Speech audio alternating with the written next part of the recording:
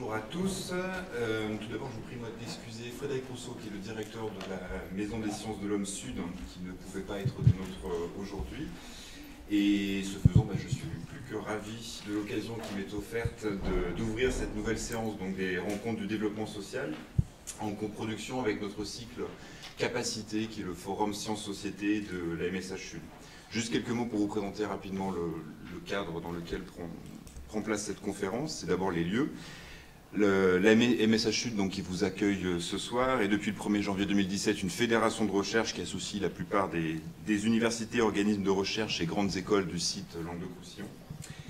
Et je dirais que deux principes, et vous allez comprendre pourquoi je vais faire un peu... deux grands principes ont présidé à la refonte donc, du projet de la MSH Sud, Sud pour Sciences Unies pour un autre développement. Premier pilier, l'interdisciplinarité élargie entre sciences humaines et sociales et ce qu'on qualifie ici pudiquement de autres sciences. Les SHS étant entendus donc, dans une position de pivot dans tous les programmes qu'on soutient. Et deuxième pilier, un rapport renouvelé entre science et société. L'idée en fait que toutes les actions qu'on va soutenir dans le cadre de la MSH, y compris donc la rencontre de ce soir, ne peuvent pas être conçues comme des actions hors sol. Et qu'il convient le plus possible d'encourager la co-construction de projets de recherche associant autant que possible chercheurs et acteurs de terrain. Et donc sur ce deuxième axe, il me semble que la conférence qui va vous être présentée ce soir par Mathieu Angotti, s'appuyant sur une expérience de 2 ans à Matignon en tant que conseiller de Jean-Marc Ayrault, sur des dossiers aussi essentiels et sensibles que la lutte contre la pauvreté et la politique française d'intégration. Donc cette conférence entre parfaitement en résonance avec les objectifs du volet sciences-société de la MSH Sud. Notre politique sciences-société vise en effet à sortir des schèmes, je dirais, par trop diffusionnistes, descendants de la médiation, de la vulgarisation scientifique, ce qu'on appelle dans notre jargon la culture scientifique, technique et industrielle. Et elle affirme également comme un prérequis essentiel la nécessité d'élargir le périmètre des relations entre monde de la recherche et acteurs de terrain, au-delà des seuls domaines de la valorisation marchande, de l'innovation au service de la compétitivité économique et de l'acceptabilité sociale de technologies nouvelles. Plus globalement, elle propose à sa modeste échelle de travailler à rééquilibrer les modes d'orientation de la recherche, pour l'heure essentiellement contenus dans ce que les chercheurs connaissent bien, dans les grands défis sociétaux définis par le haut, aux échelles nationales et européennes. Et donc elle propose de manière ascendante, la MSH, de manière ascendante, elle propose d'inviter donc chercheurs et acteurs de terrain, tous deux entendus comme producteurs de savoir, de connaissances, de travailler ensemble afin de co-construire donc le monde de demain. Et donc pour permettre aux citoyens de participer à l'élaboration des lois, comme l'appelle de ses voeux Mathieu Angotti, il paraît en effet indispensable de les outiller en termes de capacité de recherche, tant l'expertise scientifique est aujourd'hui entendue comme un mode d'éclairage et pour tout dire de régulation des politiques publiques. Et ce faisant, donc, c'est même la question même donc, du rôle social du chercheur qui s'en retrouve renouvelé. Donc c'est là, résumé à grands traits, le positionnement de notre MSH à l'échelle de l'Occitanie et le cadre donc, dans lequel prend, pour nous en tout cas, place la conférence de ce soir. Positionnement donc, de la MSH à l'échelle de l'Occitanie qui travaille à incarner donc, cette politique sciences-société au travers d'actions telles que les assises de sciences-société qu'on a soutenues en juillet dernier ici même, tel également donc à leur suite le cycle de conférences d'aujourd'hui, Capacité, et tel enfin le projet de boutique des sciences que nous portons en collaboration étroite avec divers chercheurs et associations qui visent à co-construire une structure de mise en relation entre organisations de la société civile et chercheurs afin de favoriser l'émergence de projets de recherche collaboratifs, innovants, associant équitablement compétences scientifiques et compétences de terrain. Donc je conclurai cette longue introduction en vous invitant à ce qui pour nous est la prochaine étape, le 19 décembre prochain, ici même à Saint-Charles-II, une table ronde donc, qui prendra place dans ce cycle-là sur notre projet donc, de boutique des sciences. Et pour ceux que ça intéresse, vous trouverez les petits prospectus ici. Et sur ce, je laisse la parole à Cécile qui introduira la séance. et qui, je tiens d'abord à vous remercier d'être venus nombreux pour cette deuxième édition des rencontres du développement social qui sont donc organisées avec le soutien de la MSH Sud, mais aussi avec le soutien de la filière développement social de l'UFR4 de notre université Paul Valéry. Donc aujourd'hui, cette rencontre a été préparée par Virginie Ancotin et Olivier Noël et moi, et grâce au soutien de Pierre Buisson. Et donc nous sommes ravis de pouvoir enclencher ce cycle de rencontres du développement social. La troisième devrait avoir lieu en mars autour de l'économiste Christophe Rameau. Mais mes plus grands remerciements vont à Mathieu Angotic, qui a eu la générosité de répondre favorablement à notre invitation, de faire le trajet depuis Grenoble et de partager avec nous une expérience qui est vraiment précieuse pour la science et pour la société, si je reprends les termes du Forum Capacité. Pour la société, parce que c'est très précieux d'avoir accès aux façons dont les citoyens peuvent participer à l'élaboration des lois, alors que ce soit sous la casquette d'un conseiller technique venu du secteur associatif. Vous aviez été directeur de la FNARS, de la Fédération nationale des associations d'accueil et de réinsertion sociale. Donc vous pourrez nous faire part de cette expérience de la fabrique d'un professionnel issu, comme on dit aujourd'hui, de la société civile dans les sous-pentes du pouvoir. Et puis, vous pourrez également nous faire partager votre vécu de ces dispositifs de consultation d'experts, de chercheurs, comment on peut aussi faire participer les citoyens à la décision politique. Puis c'est également très précieux pour la science, pour la recherche, en particulier la recherche en sciences politiques, qui manque encore beaucoup de connaissances, d'accès à ces fameuses sous-pentes du pouvoir, donc le monde des cabinets ministériels, dont on sait à quel point, malgré les réformes de décentralisation, malgré également l'européanisation de l'action publique, l'échelon central et l'État central, et en particulier les entourages de l'Élysée ou de Matignon notamment, et les cabinets ministériels plus largement, conservent un rôle crucial dans la fabrique des politiques publiques. Et en tout cas, on aimerait bien avoir votre point de vue sur cet ensemble de questions assez fascinantes sur la division du travail entre ministres et conseillers, entre conseillers politiques, techniques, entre conseillers hauts fonctionnaires et non fonctionnaires, mais aussi sur tous ces éléments qui traversent les frontières des cabinets ministériels, les influences que peuvent avoir les médias, les groupes d'intérêt ou les mouvements sociaux sur le processus de décision politique au sein des cabinets. Donc c'est sur cet ensemble de questions que j'imagine qu'on va avoir beaucoup de curiosité pour vous écouter. Je vous propose de nous parler librement pendant le temps que vous voudrez, une vingtaine de minutes peut-être, avant d'ouvrir la parole et les échanges avec la salle pour des questions-réponses. Voilà. Et je n'abuse pas plus du micro et je vous laisse la parole. Bonjour, bonsoir à toutes et tous. Oui, je préfère me balader devant si ça vous embête. C'est plus agréable, je trouve. Je vais essayer de parler quelques minutes pour vous raconter bonsoir, ma petite aventure qui est présentée derrière et puis qui fait l'objet de la bande dessinée. L'idée étant que vous puissiez me poser des questions et qu'on puisse échanger le plus possible. Alors, ce qui m'est arrivé très concrètement, c'est que, effectivement, comme vous le disiez, j'étais dans le monde associatif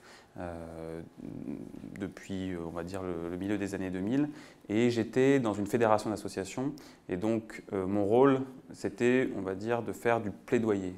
Vous voyez, comme on peut faire du plaidoyer, du lobbying, pour prendre un terme qu'on n'utilise pas forcément dans le secteur des politiques sociales, mais en fait c'était quand même un peu ça, c'est-à-dire en tant que fédération, s'inspirer de ce que faisaient, ce que proposaient nos adhérents, comme la Fondation Abbé Pierre, l'Armée du Salut, le Secours catholique, et puis d'autres associations d'insertion par l'activité économique, d'hébergement, et de promouvoir, proposer, pousser des idées auprès des gouvernements ou des élus de la République, qu'ils soient députés, qu'ils soient élus locaux, de façon à faire avancer les questions de lutte contre la pauvreté, contre l'exclusion.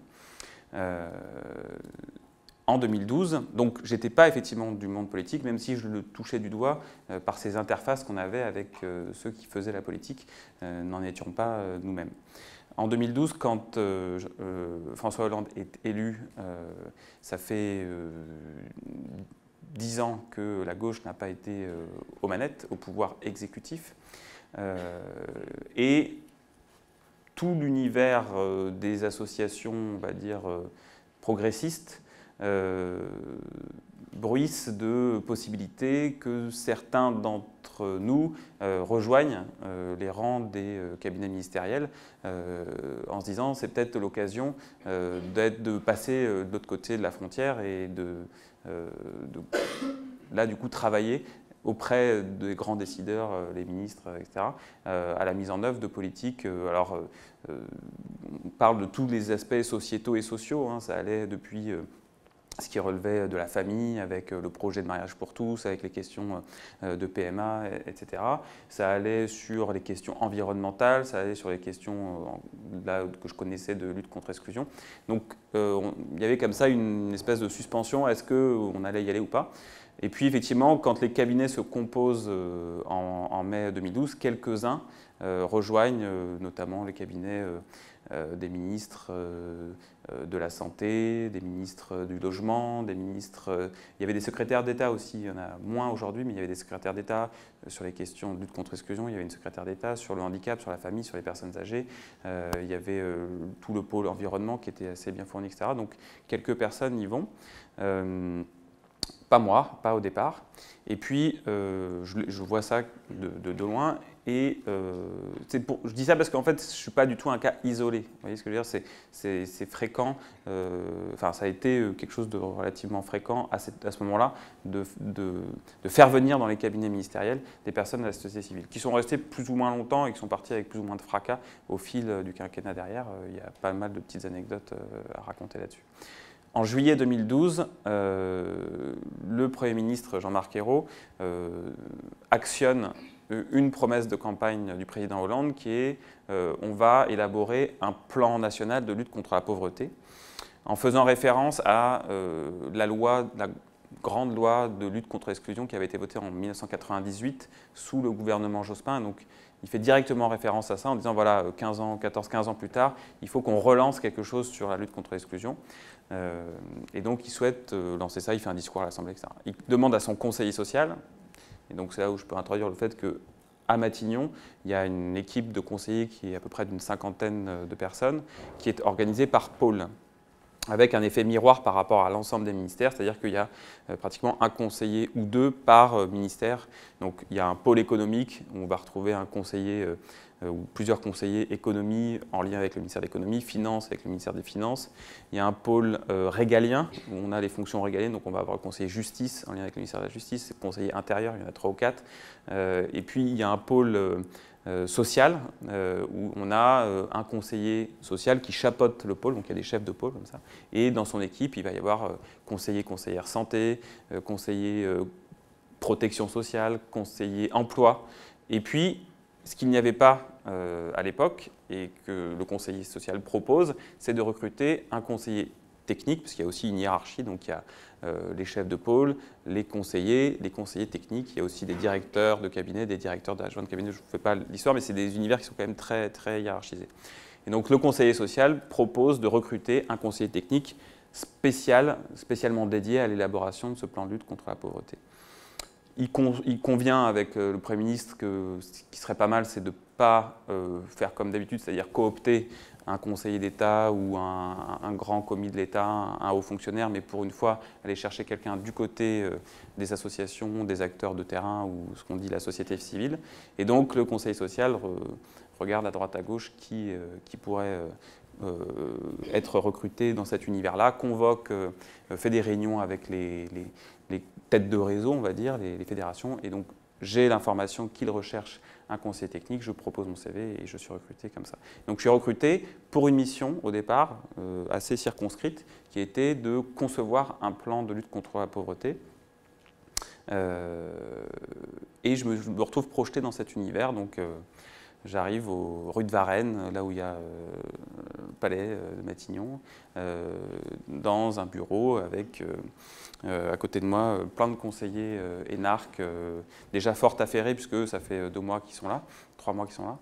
Et on me dit, bah voilà, j'arrive le 20 septembre, il faut organiser le 12 décembre une grande conférence au Conseil économique, social et environnemental, lors de laquelle le Premier ministre fera un grand discours pour expliquer ce que sera le plan de lutte contre la pauvreté du gouvernement. Donc, tu as 3 mois pour organiser une immense concertation où tout le monde devra être présent, balayer toutes les thématiques liées à la pauvreté et à l'exclusion et sortir un plan d'action pour le 12 décembre. Oh, bon, ok. Donc, c'était...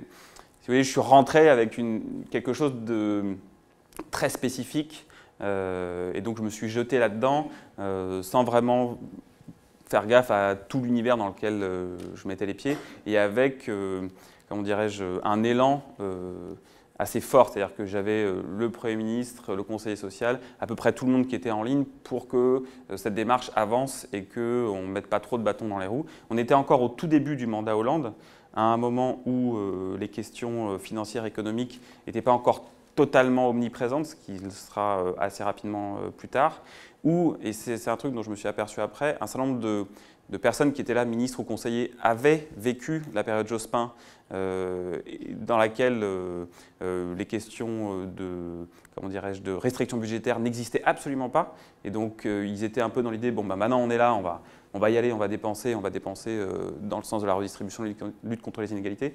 Et donc, moi, on m'a lancé comme ça, sans limite, sans se dire, attention, il faut faire gaffe à ce qu'on va faire, dépenser, etc.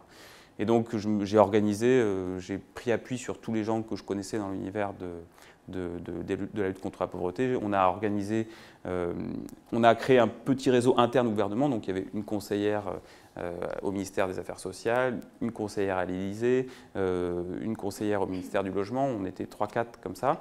Et on a organisé des groupes de travail sur différents thèmes. L'emploi, la santé, le logement, l'accès aux droits, etc. À chaque fois, une mixité de profils dans les différents groupes et on leur a donné 2 mois à ces groupes, présidés par des gens de la société civile, pour qu'ils nous sortent des préconisations. Donc voilà, ils nous ont rendu 7 rapports de travail sur comment on lutte contre la pauvreté dans tel et tel domaine. Et puis ensuite, on a travaillé à partir de ces rapports-là qu'on a rendus publics, qu'est-ce qu'on en tire, qu'est-ce que le gouvernement en tire, qu'est-ce qu'il met dans son plan d'action. Et effectivement, au mois de décembre, conférences, discours et une série de mesures de lutte contre la pauvreté où, quand on fait le total à la fin, on a quelque chose de l'ordre de 2 milliards, 2,5 milliards qui sont mis sur la table pour nourrir ces mesures. Alors ça allait de hausser le niveau du RSA, faire rentrer des gens dans la couverture médicale universelle, créer une garantie jeune pour les 18-25 qui était une sorte de RSA qui ne disait pas son nom, rehausser le niveau des allocations familiales pour les familles monoparentales, diverses choses. Voilà, première séquence de mon job là-bas. Bon, il y a bien sûr eu des obstacles, des péripéties, des discussions un peu compliquées, etc. Mais je me dis, en fait, ça marche cette histoire. On peut faire participer plein de gens, on peut organiser des concertations, en tirer des préconisations, les mettre sur la table, ça passe, etc. Je ne vous dis pas qu'on a changé le monde. Hein. Le niveau de pauvreté, il est resté stable depuis. Et évidemment, je pense qu'à Montpellier comme à Grenoble et ailleurs, quand on se balade dans la rue, on sent bien que la question de l'exclusion n'est absolument pas réglée. Donc je ne prétends pas autre chose que le fait d'avoir constaté que la dynamique dans laquelle on s'était engagé a abouti à quelque chose qui avait une certaine matérialité et qui, au moment où on l'a fait, nous avait donné le sentiment qu'on avait franchi une marche et posé des jalons pour lutter contre la pauvreté un peu plus efficacement, avec tout ce que je peux en retirer comme limite aujourd'hui. Bon, première séquence. Et puis, je ne pars pas du cabinet à ce moment-là. On me dit il y a un autre dossier qu'il faudrait prendre en charge, qui est la question de la politique d'intégration. Parce que, en fait, en France, là, depuis beaucoup plus longtemps que ça, même sous Jospin, il ne s'était pas passé grand-chose, on a une difficulté d'avoir une vraie politique d'intégration qui dise son nom, qui dise ses objectifs, qui dise ce qu'elle veut faire et qui se donne les moyens d'avancer sur ces questions. Donc moi, je me dis, bah, ok, rebelote, on y va, quoi. On va tenter quelque chose. Sachant que pour le coup, je connaissais beaucoup moins ces problématiques-là, ces questions. Je connaissais moins les acteurs, je connaissais moins l'histoire de ce qui s'était fait. Je connaissais pas forcément toute la subtilité des questions que ça posait. Et donc, mais c'est pas grave, j'y vais et je refais à peu près la même méthode. C'est-à-dire qu'on reconstitue une petite équipe, donc moi à Matignon, quelqu'un à l'Élysée, quelqu'un au ministère de l'Intérieur, quelqu'un au ministère de la Ville qui s'occupe de la politique de la ville, des quartiers. Et on essaye de relancer une concertation, des groupes de travail, faire appel à des experts, à chaque fois des groupes de travail avec une mixité, avec des chercheurs, des associatifs. À chaque fois, on essaye aussi de faire de la participation citoyenne directe, de mettre des personnes qui sont représentatives de rien sinon d'elles-mêmes, mais qui vivent les questions dont on parle, et on essaye de faire avancer les questions d'intégration. La première chose qu'on pose, c'est de dire qu'est-ce qu'on entend par politique d'intégration et qu'est-ce qu'on n'entend pas à travers politique d'intégration. On explique qu'on fait une distinction très claire entre les questions d'immigration, la question des réfugiés, la question de l'immigration, qu'elle soit légale, illégale, peu importe, la question des primo-arrivants, de leur accueil, de qu'est-ce qu'on fait dans les premières semaines, dans les premiers mois, etc. On dit ça, ce n'est pas notre sujet. Nous, on va s'intéresser à l'intégration au sens du long terme, c'est-à-dire qu'est-ce qu'il advient des migrants quand ils sont installés depuis longtemps et de leurs descendants, constatant que finalement depuis la Grande Marche pour l'égalité de 1983, les choses n'avaient pas forcément beaucoup évolué dans les sentiments que peuvent avoir les migrants et les descendants de migrants de ne pas être considérés totalement comme des Français comme les autres et de subir au quotidien un certain nombre de discriminations, même quand le fait migratoire remonte à des générations de plus en plus éloignées, difficultés dans l'accès à une orientation scolaire choisie, difficultés dans l'accès à l'emploi, difficultés dans l'accès au logement, difficultés dans l'accès aux soins, et puis difficultés dans la vie quotidienne, quels que soient les champs qu'on étudie. Et donc on dit, voilà, nous, on va essayer de faire émerger une politique d'intégration qui fasse que ces migrants installés depuis longtemps ou leurs descendants puissent progressivement se sentir des Français comme les autres, accédant aux droits communs comme les autres, sans avoir le sentiment qu'on leur renvoie une espèce d'image d'altérité qui ne correspond absolument pas ni à ce qu'ils sont, ni à ce qu'ils souhaitent, évidemment. Donc on part là-dessus, et pareil, on décline, et donc Olivier Noël, qui est ici, a participé à cette démarche, on décline différents groupes de travail, avec à chaque fois des présidents qui sont issus soit de la recherche, soit du monde associatif, des groupes de la mixité de profil, et on leur demande de rendre des rapports en 3-4 mois, et on essaye d'en tirer un plan d'action interministériel, gouvernemental. Les choses se passent plutôt bien sur toute la démarche. Simplement, on constate que le sujet n'intéresse pas grand monde et petit à petit, plus personne au sein du gouvernement. C'est-à-dire que, contrairement aux questions de lutte contre la pauvreté, où je sentais bien quand on montait le projet que tout le monde était un petit peu là en train de regarder ce qui se passe avec un certain intérêt, plutôt une forme de bienveillance, les différents ministres essayaient de communiquer un petit peu, on va faire ci, on va faire ça. Là, c'est silence radio, il y a plutôt une forme de retrait de toute la machine gouvernementale. Et ça marche aussi du côté de la majorité législative, qui était relativement présente sur les questions de lutte contre l'exclusion et qui, là, est totalement aux abonnés absents, à quelques exceptions près, sur la démarche intégration. Bon, mais ça, à la limite, moi, je vous le dis a posteriori, mais je ne l'ai pas forcément bien perçu pendant que ça se faisait. Et puis, les rapports des groupes sont rendus, mis en ligne, rendus publics, et on se met à bosser sur un plan d'action qu'on allait rendre public derrière. Voilà ce que le gouvernement veut faire en matière de politique d'intégration. Et quelques jours ou quelques semaines avant de rendre public ce plan avec un grand discours du Premier ministre, tout à coup, on se fait télescoper par une polémique médiatique dont probablement plus personne ne se souvient aujourd'hui, mais qui à l'époque avait duré 15 jours de manière très intensive, où en fait, un journal conservateur, ayant lu les rapports en ligne, détecte dans un des rapports une phrase qui, en substance, dit en termes de lutte contre les discriminations, il faut faire gaffe à un certain nombre de lois qui existent en France, et notamment la loi de 2004 sur les signes religieux à l'école. Il faudrait peut-être retravailler cette loi qui peut revêtir un caractère discriminatoire pour les gens qu'elle cible. Et là, une du journal en question, le gouvernement veut remettre le voile à l'école et c'est parti pour festival à droite, pendant 24-48 heures en disant ça y est, c'est la fin de la laïcité, le gouvernement veut... Sachant que nous, on avait pris soin pendant toute l'histoire de mettre aussi de côté en bonne partie les questions de laïcité, puisqu'on ne voulait pas justement mélanger les gens, etc. Et donc on est pris par ça. Et puis après la droite, la gauche elle-même prend le relais, c'est-à-dire que toutes les tensions internes à la majorité de gauche de l'époque explosent. Chacun essaie de se servir de ce sujet pour fragiliser celui qu'il n'aime pas au sein du gouvernement, à commencer par le Premier ministre qui s'en prend dans tous les sens. Et puis donc voilà, on a cette polémique qui dure 15 jours très forte. Donc nous, on vit ça avec des grands yeux écarquillés. Et puis à la fin, on nous dit, les ministres, le Premier ministre, bon, on ne va pas abandonner totalement le sujet, mais vous allez complètement aseptiser le plan d'action que vous imaginiez sortir, débrancher toutes les mesures un peu fortes qu'on pensait mettre dedans, et on y va comme ça. Tant pis, on sort par la petite porte. Voilà. Et c'est ce qui se passe en février 2014. On sort un plan complètement insipide, plein de belles intentions et à peu près sans mesures vraiment fortes. Et puis, quelques semaines plus tard, chambardement ministériel, Jean-Marc Ayrault est écarté. Du coup, toute son équipe est écartée par la même occasion. Comme ça, du jour au lendemain. Donc voilà, avec des petites scènes sympas. À 18 h, vous recevez un mail en disant demain à 15 h, vous devez avoir vidé votre bureau, vous n'aurez plus le droit d'y rentrer de toute façon, donc vous avez intérêt à vous dépêcher. Voilà, donc c'est très rapide, très fort. Les hauts fonctionnaires, les 4/5e des cabinets ministériels retrouvent leur administration d'origine. Les quelques-uns qui, comme moi, n'étions pas fonctionnaires, on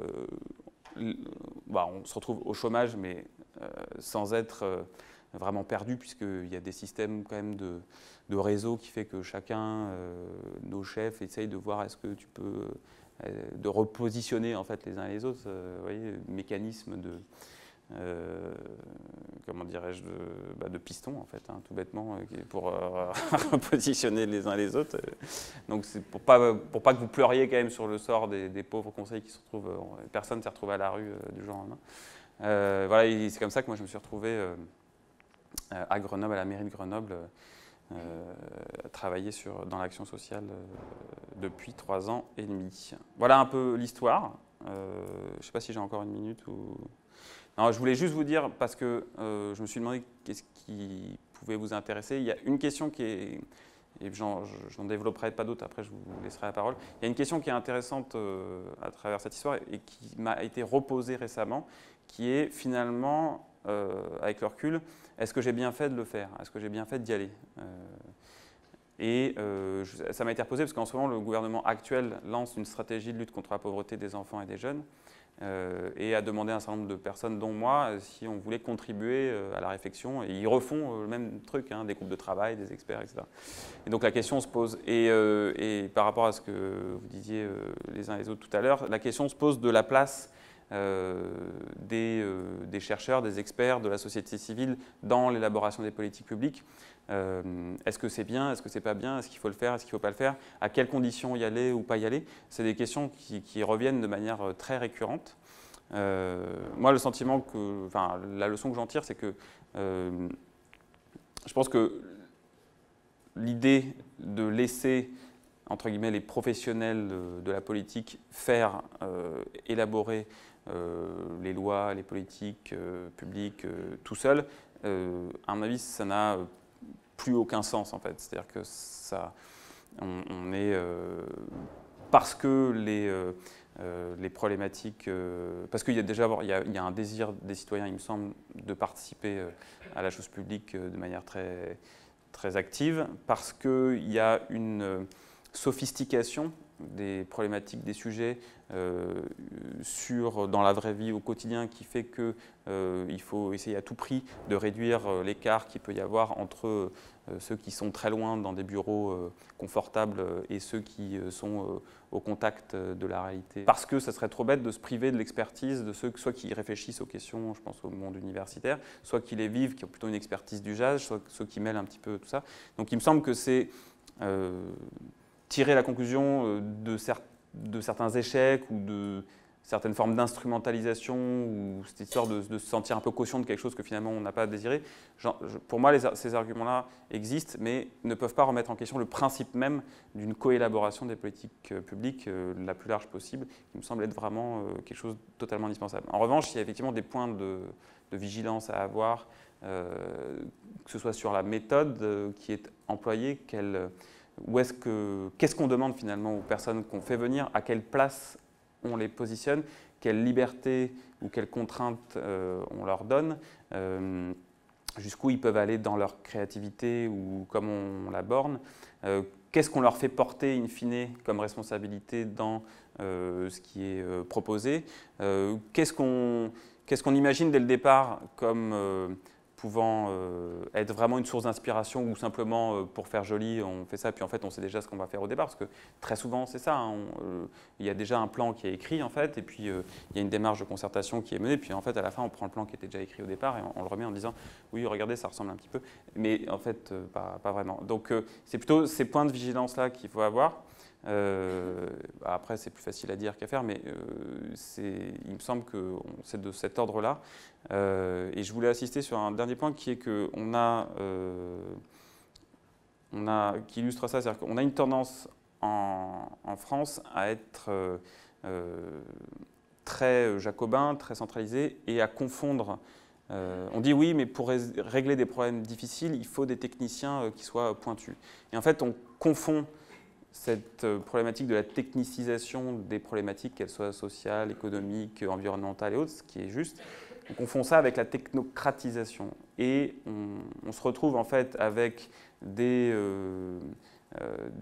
hauts fonctionnaires qui ont tous à peu près fait les mêmes études, qui ont à peu près les mêmes profils, les mêmes façons de penser, qui s'estiment et qui propagent l'idée qu'ils sont eux, en tant que technocrates, détenteurs de la technique, de la tournure d'esprit, et de la façon dont il faut penser les problèmes, et qui sont les seuls à l'avoir. Vous voyez ce que je veux dire? Et ça, c'est très fort. Et il y a un effet, ce que j'essaie de décrire un petit peu dans la BD, il y a un effet de microcosme qui se referme sur lui-même de manière très, très forte, qui se verrouille. Et cette confusion entre technicité et technocratie, à mon avis, elle est extrêmement préjudiciable à la qualité de ce qui est produit, à l'efficacité de ce qui est proposé, à l'adaptation à ce que... Voilà, et a fortiori dans les politiques de lutte contre les inégalités, où il est très facile de ne pas voir en fait les questions de discrimination, où il est très facile de ne pas voir les questions de pauvreté, puisque c'est finalement des gens qui sont très loin des centres de pouvoir. Et donc il me semble que pour lutter contre ces effets de technocratisation, on n'a pas vraiment le choix en fait. Il y a un moment où il faut s'engager, il faut y aller, et il faut profiter des espaces qui sont ouverts pour y aller, avec les points de vigilance, bien sûr, et sans donner un blanc-seing. Voilà, mais ça, c'est quelque chose qui m'a beaucoup frappé, et et même moi, je l'ai ressenti, c'est-à-dire qu'à bout d'un moment, quand on est là-bas, dans un bureau confortable, dans un bâtiment confortable, dans un quartier confortable, dans une ville confortable, la tentation de rester entre soi, elle est hyper forte en fait. C'est extrêmement agréable, les gens sont gentils, vous mangez bien, vous pouvez prendre l'apéro sur place, vous vous dites ouais mais en fait les gars qui sont là c'est les plus intelligents de la planète, donc forcément ils ont des super idées. Ça va assez vite, vous voyez ce que je veux dire, et en fait de se dire ben non en fait c'est pas du tout ça qui va fonctionner. Je pense que du coup, il n'y a pas tellement d'alternatives à s'engager quand on a la possibilité de le faire. Voilà ce que je voulais dire en introduction. Bon, bonsoir. Une question, je vais rebondir d'ailleurs sur votre dernier point, c'est-à-dire que vous semblez aussi faire de cet écart, de cette distance, de la particularité du monde des hauts fonctionnaires, de leur fermeture, la cause de l'échec du plan, enfin en tout cas vous l'avancez comme un élément qui a été très important, qui vous a frappé, et du coup j'en déduis peut-être, est-ce que vous en faites une des causes de l'échec du plan de la réforme de la question de l'intégration? Et par rapport à, donc, premier élément de question. Deuxième élément de question, est-ce que, au-delà de cette fermeture, il n'y a pas eu des effets strictement, en termes de conjoncture politique et de place du vote FN et de questions vraiment strictement électorales qui n'ont pas fait de ce plan-là un truc trop politique pour qu'il puisse passer? Voilà. Alors je pense que l'échec de notre tentative de réformer la politique d'intégration, effectivement, il a plein de facteurs. À commencer par ma méconnaissance initiale du sujet, je pense, qui était aussi probablement où je me suis moi-même un petit peu... je ne me suis pas, en tout cas pas méfié de certains points, où je n'ai pas forcément vu tous les obstacles qui pouvaient se dresser. Après, il y en a d'autres, effectivement. Le côté technocratique s'est manifesté dans le fait que, en fait, eux non plus, en fait, les technocrates qui étaient autour de moi n'avaient pas forcément une connaissance de ce sujet-là, ils n'avaient pas forcément travaillé, du coup ils avaient tendance à appliquer des schémas qui n'étaient pas adaptés. Après, le contexte politique, bien sûr, cette question d'intégration, alors même qu'on essayait vraiment de la baliser de manière très stricte, en disant on ne va pas parler des primo-arrivants, on va essayer de ne pas trop parler des questions de laïcité, on va se concentrer sur la lutte contre les discriminations qui touchent les descendants de migrants. Il y a un Français sur 4 qui a des ascendants qui viennent d'un autre pays, ça devrait quand même concerner beaucoup de monde, etc. Malgré ça, effectivement, il y avait un sujet politique. Et à l'approche, en fait, il y avait des échéances électorales début 2014, des élections municipales.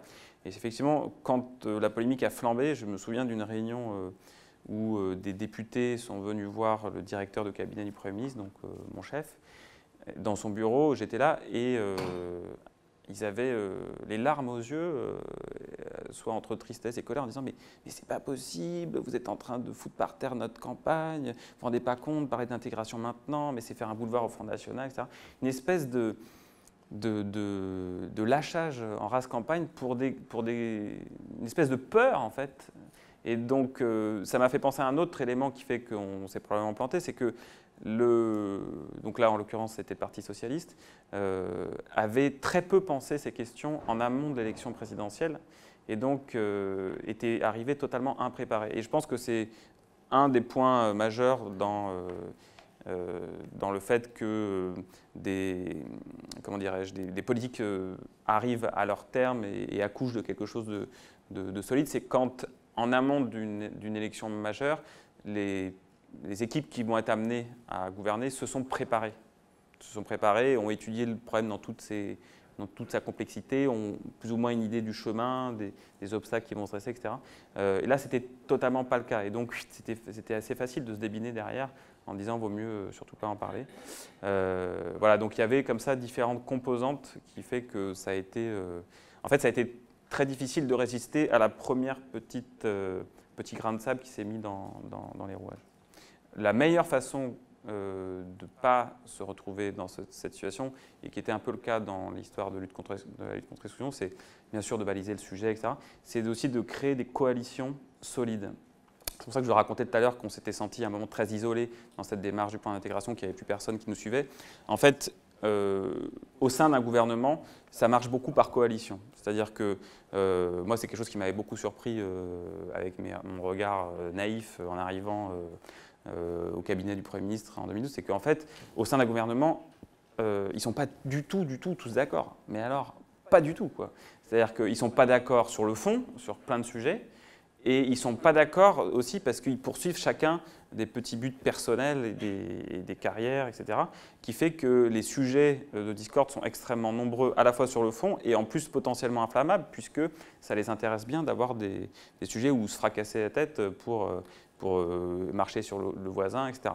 Et alors, à l'époque, Hollande-Hérault, c'était caricatural. C'est-à-dire qu'il y avait Montebourg qui suivait sa ligne, Valls qui suivait sa ligne, Hamon qui suivit la sienne, et puis même au sein des cabinets, il y avait Macron qui était secrétaire général, mais qui avait déjà une idée en tête qui suivait sa ligne. Il y avait, vous voyez ce que je veux dire? Et donc, par rapport à ça, des coalitions se forment. Et pour remporter ce qu'on appelle des arbitrages, c'est-à-dire oui ou non de la part des grands chefs, il faut que votre coalition soit plus forte que celle qui est contre. Et je donne par exemple un exemple. Ceux qui sont hyper forts pour faire des coalitions, c'est ceux qui tiennent le budget. Donc, le ministère des Finances avec Bercy. Mais en fait, il n'y a pas que le ministère des Finances, puisque dans chaque cabinet ministériel, il y a un conseiller budgétaire qui vient de Bercy, qui est un haut fonctionnaire de Bercy. Ça, 99,9% du temps, c'est un fonctionnaire de Bercy qui est positionné dans chacun des ministères, gauche, droite confondus. Et puis il y en a 2-3 à Matignon, 2-3 à l'Élysée. Ceux-là forment une coalition extrêmement forte, très stable, et avec une continuité au fil des époques qui est absolument sidérante. Gauche-droite confondue, en fait, vous ne voyez pas la différence. Il y a un pool, un vivier Bercy, là, avec une diaspora au sein des cabinets qui perdure, etc. Et donc, eux, ils sont très très forts, puisqu'ils sont là tout le temps, cohérents sur leur position, très tacticiens.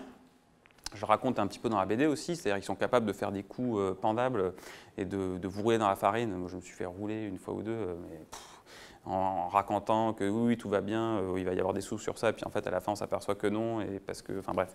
Et donc, ça, pour renverser ce type de coalition, il faut en faire des super costauds en face. Vous voyez. Et donc, par exemple, je ne connais pas le fin mot de l'histoire, mais d'après ce que j'ai compris, c'était un peu de cet ordre-là. L'été dernier, quand a été annoncée la baisse des allocations, des APL, hein, des allocations logement, totalement sidérant comme annonce, enfin, un truc à contrario de tout, y compris même de ce que pouvait dire le président dans sa campagne, c'est venu d'une coalition Bercy extrêmement forte qui a positionné ce sujet sur la table et qui n'a pas été contré en fait, suffisamment fort par une coalition adverse, et bim, le sujet a été arbitré et passé, etc. C'est vraiment une caricature d'exemple. Mais il n'y a pas que des coalitions Bercy contre le reste du monde, il y en a plein d'autres. Et donc ça, c'est... et puis les coalitions, il faut qu'elles aillent au-delà du gouvernement. Et ce qui nous a manqué effectivement sur la politique d'intégration, c'est qu'on n'avait pas, par exemple, de coalition au sein de la majorité législative. Et ça, c'est quelque chose qui nous a cruellement manqué et où effectivement, derrière, il n'y avait pas de relais. Et puis même, on a même raté la coalition des intellectuels. Ça, c'est un truc aussi qui m'a... ça, c'était pas mal. On s'est fait... déchiré dans la presse au moment de la sortie de la polémique par des intellectuels, des chercheurs, des universitaires qu'on n'avait pas associés à la démarche, qui n'avaient pas lu ni les rapports, ni le futur plan d'action du gouvernement, pour la bonne raison qu'il n'existait pas, mais qui se sont mis à dire qu'on était des rigolos, que les chercheurs qui étaient dans les groupes étaient nuls, qu'il n'y avait pas les bons, etc. Donc on a raté la coalition à peu près partout. Bonsoir. Ma question est double, d'abord sur la forme et ensuite sur le fond. Sur la forme, j'ai l'impression, et ça s'entend parfois dans certains mots de vocabulaire, qu'on est passé d'une logique de cause à défendre à un problème à résoudre. Pourquoi lutter contre l'inégalité alors qu'on pourrait lutter pour l'égalité, par exemple? Et de même que si on tient absolument à ce que les descendants de migrants soient considérés comme français, pourquoi ne les appelle-t-on pas tout simplement des Français? Pourquoi est-ce qu'on doit les ramener à leur origine systématiquement? Donc ça, c'est la question sur la forme. Et ma question sur le fond, c'est par rapport aux politiques publiques, sociales, etc. Ne pensez-vous pas qu'il y a une forte responsabilité du droit européen qui est supranational? Et je pense notamment à Viviane Reding, qui était l'ancienne présidente de la Commission européenne, qui avait dit à l'Assemblée nationale, de façon effrontée, qu'il faut bien comprendre qu'il n'y a plus de politique nationale dans les pays de l'Union européenne. Donc du coup, est-ce que ne pensez pas que ça bride justement tous les esprits créatifs, aussi nombreux soient-ils finalement, dans ce genre de politique? Alors sur la première question, je vous rejoins tout à fait. D'ailleurs, on a essayé de faire cet effort-là. Par exemple, sur la pauvreté, on a appelé ça un plan national contre la pauvreté et pour l'inclusion sociale. Et on a essayé d'être plutôt sur une dynamique inclusive. Et sur les questions d'intégration, c'était un plan pour l'intégration et l'égalité républicaine. Ce n'était pas un plan de lutte contre la discrimination. Simplement, effectivement, on est dans une espèce de dialectique, on fait le yo-yo un peu entre les aspects en creux et les aspects positifs. Mais vous avez raison de me rappeler à l'ordre. En fait, c'est vrai que c'est un réflexe qu'on a de plus en plus parce que, en fait, dans un univers où ces questions-là sont très fortement attaquées, on a tendance à se mettre sur la défensive. Et effectivement, je sens bien, moi aussi, de temps en temps, j'intègre la contrainte, mais parce que, en fait, enfin, là, l'univers politique dans lequel on est n'est pas du tout amical sur ces questions. Enfin, c'est le moins qu'on puisse dire. Et du coup, on a tendance effectivement à se mettre un petit peu sur la défensive en disant « mais attendez, on va quand même pas laisser faire ces discriminations, on va quand même pas laisser crever les gens, etc. » Et du coup, on se met plutôt sur ce registre-là. Et c'est difficile de retourner le truc. Et dans le fond, vous avez raison, il faudrait réussir, mais ça passe par... enfin, il faudrait que finalement ceux qui tiennent aujourd'hui les rênes aident à faire ça en se mettant dans une position progressiste plutôt que sur une position finalement en disant on va tempérer la crise plutôt que d'essayer d'y remédier. Sur le deuxième point, alors là pour le coup, moi le constat que j'ai fait c'est que autant je conçois bien que la politique dans son ensemble n'a pas un pouvoir absolu ou démesuré sur nos vies au quotidien, autant elle se décide essentiellement au niveau français, quoi. Enfin, le poids de l'Europe, oui, il se manifeste dans un certain nombre de domaines, et encore, on a la capacité de contourner et le nombre de règles qui ne sont pas appliquées en France et pour lesquelles l'Europe tape sur les doigts de la France, parfois d'ailleurs dans le bon sens. Je pense à par exemple le nombre de fois où on s'est fait taper dessus sur la façon dont on s'occupe des migrants, dont on s'occupe des gens du voyage.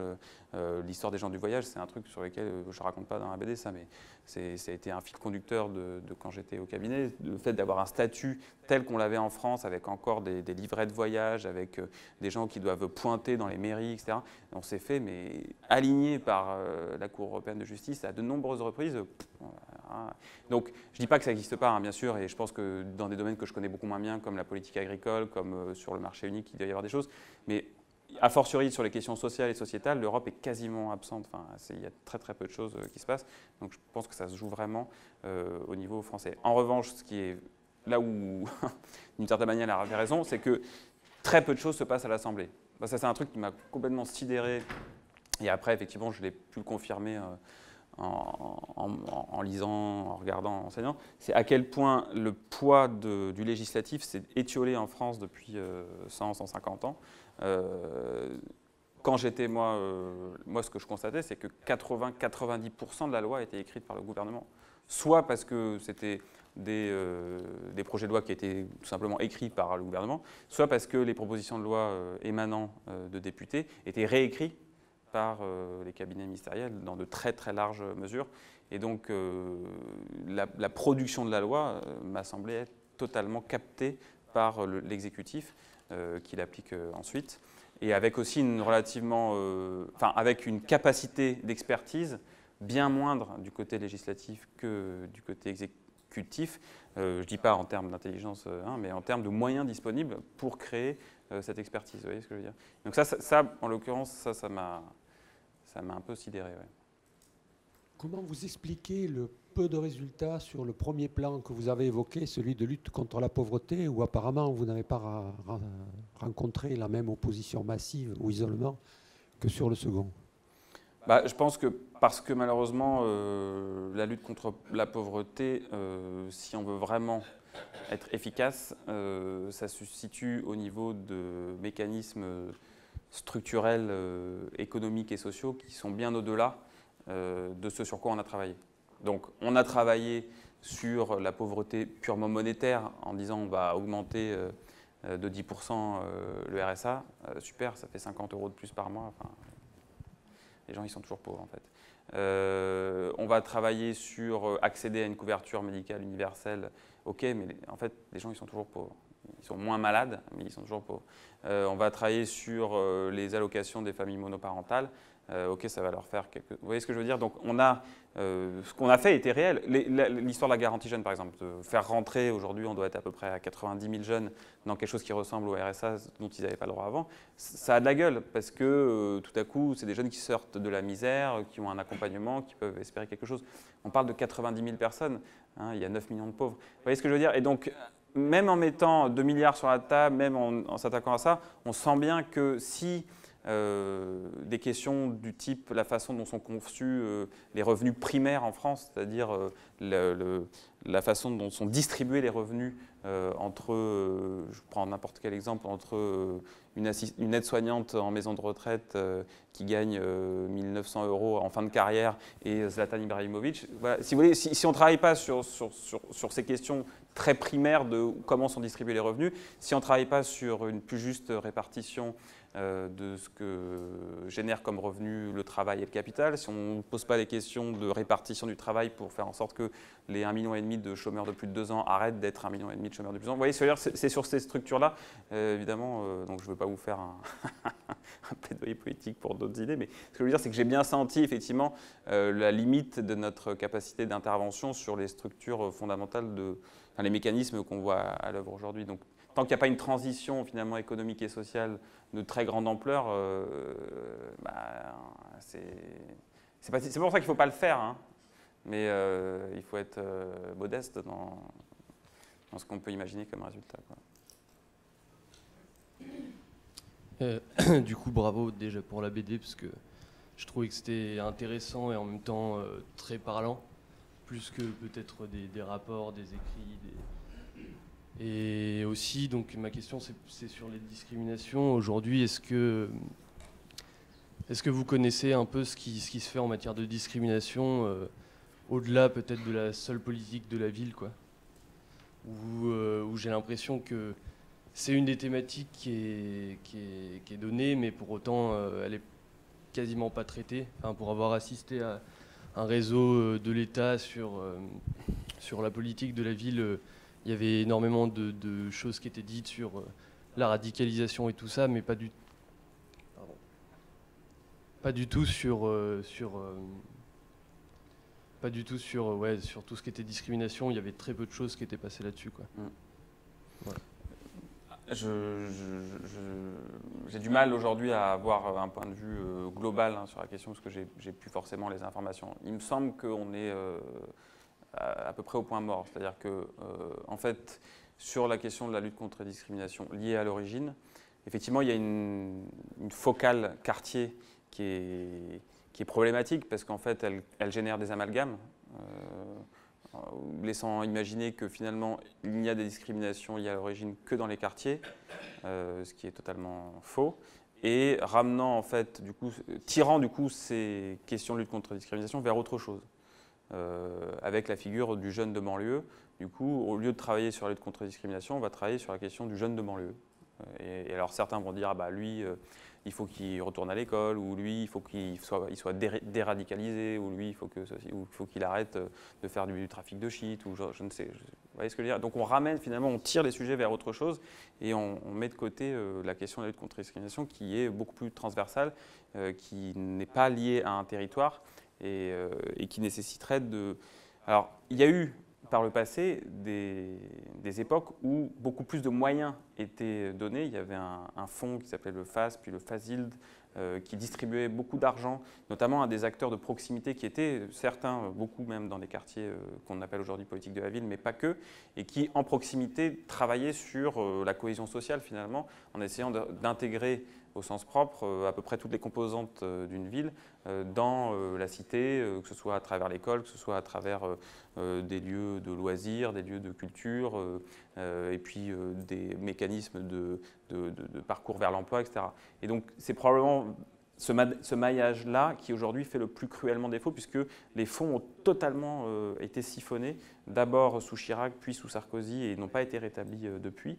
Il y a, dans mes souvenirs, mais je ne sais pas, peut-être que certains ici savent mieux que moi les chiffres, mais dans mes souvenirs, il y avait vraiment une déperdition extrêmement forte des moyens alloués à ces structures de proximité, et du coup, aspiré en fait par la question de l'accueil des primo-arrivants et avec des idées d'apprendre le français, de faire tout un tas de mécanismes dans les premiers temps de l'arrivée des primo-arrivants pour que... voilà, mais en oubliant tous les aspects de long terme et toute cette question de cohésion sociale sur le territoire. Donc aujourd'hui, il me semble que la première chose qu'il faudrait faire, et qu'on avait imaginé dans le plan, c'est de redonner de l'oxygène. Encore là, cet été, il y a une assoce qui a disparu, l'ASFAM, qui a été mangée par une plus grosse qu'elle, parce qu'elle n'avait plus de moyens. C'était une qu'on avait rencontrée dans le cadre de cette opération-là. Et voilà. Ça, c'est vraiment ce qu'on vit depuis 15 ans, cette espèce d'étiolement là, du tissu local qui travaille sur ces questions fondamentales au quotidien. Après, il y a des choses plus symboliques. On avait travaillé sur la place des cultures migrantes dans les médias, dans les programmes scolaires, la place qu'on fait à l'immigration dans les programmes d'histoire, c'est-à-dire de se reconnecter collectivement avec une histoire beaucoup plus complète de ce qui a fait notre pays, quoi. On avait aussi imaginé, par exemple, un office franco-maghrébin pour la jeunesse, sur le modèle de l'office franco-allemand pour la jeunesse, de façon à partir de la jeunesse des deux côtés de la Méditerranée, créer du lien, des échanges culturels, linguistiques, de façon à ce que les frontières culturelles ou les a priori ou les représentations, dont certaines remontent encore beaucoup à la guerre d'Algérie, soient dépassées et travailler au quotidien à travers des choses très positives et très, très simples, comme peuvent être les échanges entre des jeunes. Ouais, on avait imaginé comme ça réirriguer le tissu local, créer des axes un peu de reculturation de notre pays à l'acceptation de son identité plurielle. Et tout ça a été complètement rangé et n'est pas, à mon sens, aujourd'hui ressorti.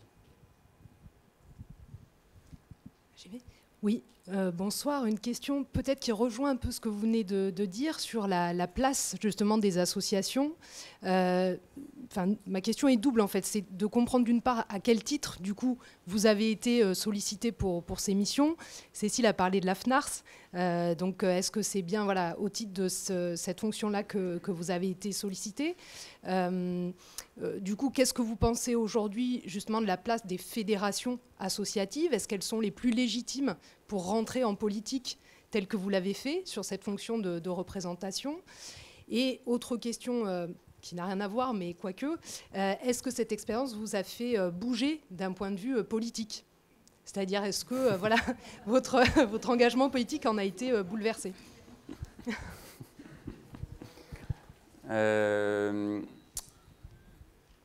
Par rapport à la première question, oui, c'est bien au nom de la FNARS que j'ai été sollicité au départ. Je pense que oui, les fédérations ont leur place, elles ont les fédérations ou les grandes associations ou voilà.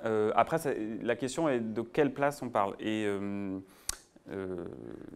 je pense qu'il y a une place qui est relativement simple à prendre et qu'il ne faut, à mon avis, pas laisser, c'est quand on vous sollicite simplement pour contribuer à être une force de proposition un petit peu à distance. C'est-à-dire que vous n'avez pas de responsabilité particulière, vous n'êtes pas ni ministre, ni secrétaire d'État, ni même dans un cabinet ou je ne sais quoi, mais on vous dit, venez nous donner ce que vous savez. Bon, ça, franchement, je ne vois pas de raison de dire non à partir du moment où peut-être qu'il y a quelque chose qui peut être attrapé et qui ira dans le bon sens, etc. Après, rentrer vraiment dans le système, je pense qu'il faut être vigilant. Je pense qu'il faut être assez humble, en fait, pour se dire une femme ou un homme seul dans un système qui ne va pas exactement dans le sens qu'il espère n'a à peu près aucune chance de le démonter de l'intérieur. L'idée un peu, vous voyez ce que je veux dire, de se dire « Ah ouais, mais moi, en fait, je vais être le petit virus qui va tout changer ». Je pense qu'il faut laisser tomber. Enfin, le système est nettement plus fort que n'importe qui. Enfin, en tout cas, je crois.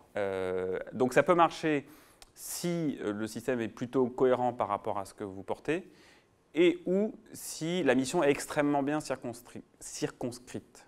Je pense à quelqu'un qui était au cabinet ça devait être Caroline Dehaas, qui était au cabinet de Najat Vallaud-Belkacem au tout début quand elle était ministre déléguée aux droits des femmes et qui venait d'un mouvement donc Oser le féminisme et qui est resté un temps et qui est partie. Mais elle n'est pas partie, dans mes souvenirs, elle n'est pas partie en claquant la porte, en disant que c'était nul. Voilà. Elle est partie parce qu'elle estimait qu'elle avait rempli ce qu'elle devait faire et qu'ensuite, elle n'avait plus rien à apporter, etc. Donc, on peut faire ça, on peut avoir des séquences comme ça. Et ce n'est pas la seule. Hein. Alors, moi, je suis parti parce que, de toute façon, je me fais virer. Mais il y en a d'autres qui... et finalement, ça m'a un peu arrangé d'une certaine manière, puisque ça m'a permis de rester...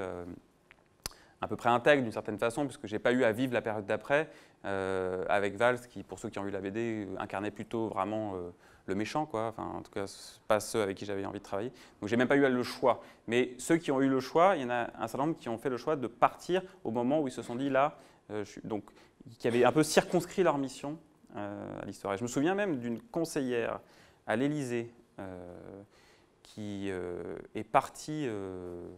juste après le plan pauvreté, qui avait vraiment un chouette poste à l'Élysée, quelqu'un haut fonctionnaire dans des carrières assez classiques, et qui a dit non, moi je me casse, j'arrête. Je sais que derrière, ça va aller dans des directions qui ne vont pas me plaire. Elle avait commencé à voir arriver les lettres de cadrage budgétaire de plus en plus, etc. Et elle est partie. Donc il y en a qui le font. Donc je pense que, voilà, veiller à... Si on est sur autre chose que simplement contribuer en termes d'intelligence collective, veillez au cadre général et veillez à la façon dont est définie la mission qu'on vous donne ou qu'on se donne, c'est une bonne façon de faire gaffe, quoi. Pardon, la deuxième question. C'est dingue, j'ai oublié. J'ai jamais été encarté, je ne le suis pas encore. Je ne crois pas que ça va devenir de sitôt. Est-ce que, non, mais pour une première, voilà. Est-ce que ça a changé mon engagement politique? Je ne crois pas tellement. Disons que je ne pense pas que j'ai été vacciné définitivement, mais pour un temps, ça ne m'a pas donné envie de repartir au niveau national dans ce type d'univers-là. J'aurais pu essayer de retrouver une place, parce que ce n'était pas non plus totalement un changement. C'était toujours François Hollande le président, il y avait des ministres qui étaient restés, etc. Et du coup, le fait de pouvoir décrocher de ça et de me réengager au niveau local, en l'occurrence à la mairie de Grenoble, c'était quelque chose qui était très... ça m'a convenu parfaitement. Donc je ne pense pas que j'ai changé de conviction ou d'objectif, etc. Mais disons que j'ai changé de façon d'avoir envie de le traduire au quotidien, quoi. Une question plus personnelle, du coup, vous n'avez pas été un petit peu, indigné, révolté face au silence du gouvernement, juste par rapport à une pression médiatique et une polémique construite juste sur une phrase par rapport à... Parce que finalement, ça ne remettait pas totalement en cause la loi de 2004, et d'autant plus que vous n'êtes pas allé vraiment... Alors, non seulement, juste pour ça non, en plus, le débat sur la loi de 2004, il est intéressant. Donc, qu'un rapport d'experts, de groupe le mette. En plus, c'était 30 personnes qui étaient, entre guillemets, auteurs de ce rapport, puisqu'il y avait un consensus au sein de ce groupe pour mettre cette phrase dans le rapport et dire qu'il y a peut-être un sujet là-dessus. En plus, on n'en avait pas fait effectivement le centre des débats. Et effectivement, c'est là-dessus que le truc part en vrille. Oui, ici, j'étais.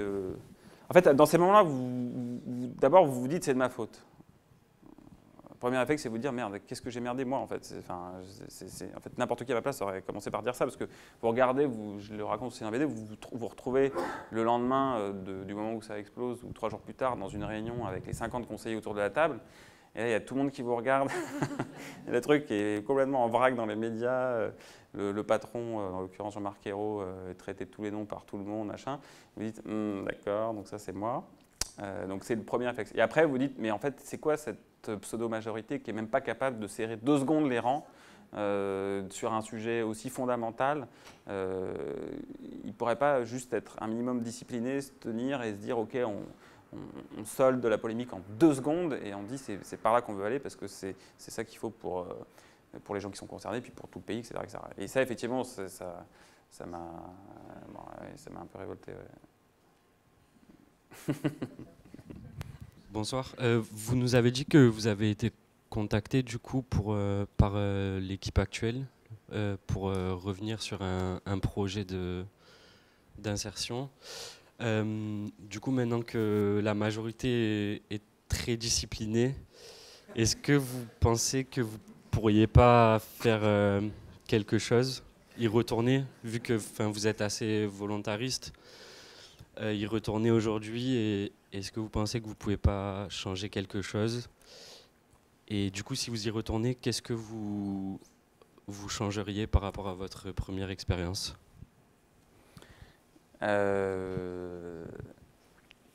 Donc effectivement, je suis en plein dans cette problématique-là, parce qu'ils ont lancé une stratégie de lutte contre la pauvreté des enfants et des jeunes. Ils ont commencé à y réfléchir cet été. Effectivement, ils ont une forme de discipline qui est assez stupéfiante et qui est déstabilisante pour les acteurs en face, qui ont l'habitude d'essayer de passer dans les coins, dans les dissensions, etc. Et donc je revois par rapport à mes camarades de la FNARS, par exemple, et toutes les assos, que la stratégie doit évoluer en fonction de ça, parce que avant, c'était vraiment le sport favori de toute personne qui faisait du plaidoyer, c'était d'aller taper là où il y a un désaccord, quoi. Mais là, il n'y a pas beaucoup d'espace, donc c'est compliqué. Je pense, en fait, j'ai eu, d'une certaine manière, il y avait plusieurs possibilités de contribuer à cette histoire de stratégie de lutte contre la pauvreté des enfants et des jeunes. Donc, finalement, j'ai fait comme la plupart de mes camarades associatifs ou de la société civile. On a dit OK pour contribuer en position de contributeur à la réflexion. Donc, il va y avoir des groupes de travail, ce que je vous disais tout à l'heure. Et donc, moi, je vais être dans un des groupes de travail de cette réflexion. On a 3 mois pour pondre un rapport d'ici fin février qui sera rendu public. Et après, on verra bien ce que le gouvernement en tirera. Du coup, j'estime que j'ai un certain engagement à travers ça, qui est relativement limité puisque je n'ai pas d'autre responsabilité que de signer en bas d'un rapport et essayer d'être un peu créatif pendant ce temps-là. Je pense que je me serais, admettons qu'il me l'ait proposé, je pense que je me serais mal vu aller plus loin et rentrer vraiment dans la machine parce que certes ils sont disciplinés, mais ils sont disciplinés autour d'un projet politique qui franchement moi me convient pas. Voilà. Et donc c'est là où je retrouve l'idée que être le petit virus qui aurait démonté le système, franchement je suis sûr que j'y serais absolument pas arrivé, mais du tout, quoi. Enfin, d'autant qu'ils sont hyper disciplinés. Mais même disciplinés, pas disciplinés, c'est-à-dire que enfin, voilà, je pense que leur projet politique est beaucoup trop loin de ce que j'aurais pu contribuer à faire en étant vraiment dedans, si tant est qu'il me l'ait demandé, quoi. Du coup, là, la position du contributeur dans un groupe de travail, quand bien même le rapport à la fin, ça ferait pareil que ce que j'ai vécu, c'est-à-dire foutu dans un tiroir et puis on oublie, je veux dire, le risque que je prends, il est... Bon, un groupe de travail, ça n'a jamais fait de mal à personne, d'une certaine manière. Par contre, ça peut parfois apporter des choses positives, donc voilà, je me suis positionné comme ça. Après, qu'est-ce que je ferais différemment ? Donc là, c'est sur les questions de lutte contre la pauvreté, et je me retrouve dans la même difficulté que je disais tout à l'heure, c'est-à-dire à être dans... C'est un des problèmes de cette démarche qu'il lance, c'est qu'elle est hyper circonscrite. Elle est encore plus circonscrite que ce que nous on avait fait, puisqu'elle est limitée à la question de la pauvreté des enfants et des jeunes, qui certes est un vrai problème. Confiée à un ministre et pas au Premier ministre avec l'ensemble de l'équipe, délégué à un délégué interministériel qui lui-même s'appuie sur des équipes et qui dispose de strictement aucun budget. Donc le truc est dans une petite bulle à ce stade. Et donc je vais essayer de pousser des idées un peu nouvelles que j'ai pu voir maintenant que j'ai été pendant 3 ans et demi dans une ville au contact de différentes populations. Et je me dis, tiens, là on pourrait faire ci, ça. Par exemple, je vous donne un exemple, c'est qu'il y a très peu de choses qui sont faites depuis 15 ans en France sur une tranche d'âge très sensible qui est l'adolescence. La dernière fois qu'il y a eu des états généraux de l'adolescence, c'était en 2003. Depuis, il ne se passe pas grand-chose. Moi, je travaille dans un quartier politique de la ville à Grenoble dans lequel les acteurs, finalement, leur plus grande difficulté, c'est d'arriver à emmener les 12-15 vers autre chose que juste rester là, glander et sortir de l'école, etc. Donc voilà, par exemple, là-dessus, j'ai envie de pousser quelque chose. Mais je sais bien que même si on arrive à engager une dynamique là-dedans, on risque collectivement de se heurter assez vite à la bulle, aux parois de cette petite bulle dans laquelle on est positionné. Oui. Vous disiez à la fin de votre petit exposé de 20 minutes au début que les conseillers, les gouvernants au gouvernement, tout ça, venaient plus ou moins des mêmes milieux, mêmes formations, donc HEC, l'ENA, Sciences Po Paris. Donc quand même, j'ai eu l'impression que pour vous, c'était plutôt négatif. Qu'est-ce que vous proposez pour changer ça, ajouter un peu de diversité, sortir du microcosme des hautes sphères politiques ? Alors, ce qui est en plus... d'autant plus bizarre, c'est que moi j'ai fait HEC en plus. Et donc je peux pas trop me dire ouais en fait les mecs c'est pas moi en fait.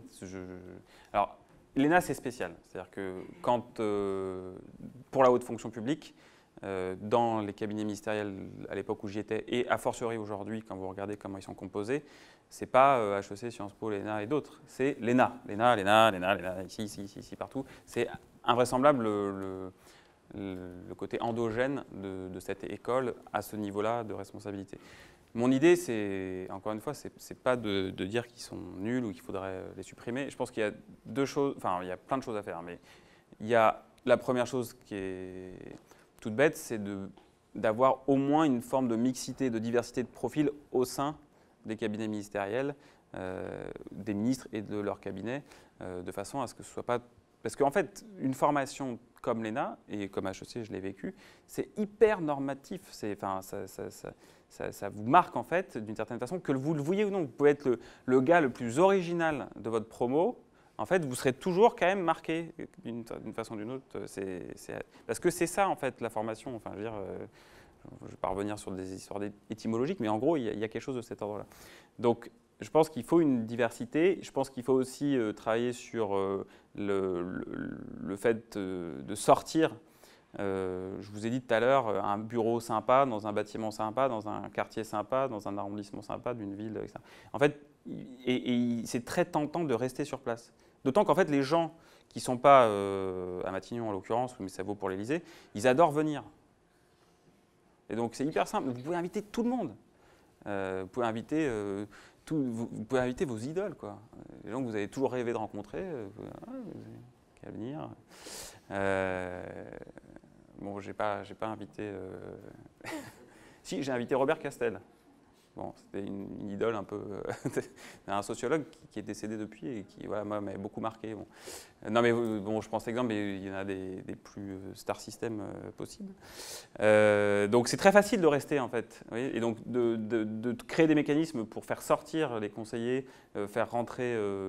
en fait, que dans l'élaboration des politiques publiques dont ils ont la responsabilité, il y a systématiquement un mécanisme d'aller-retour avec le monde extérieur dans sa diversité.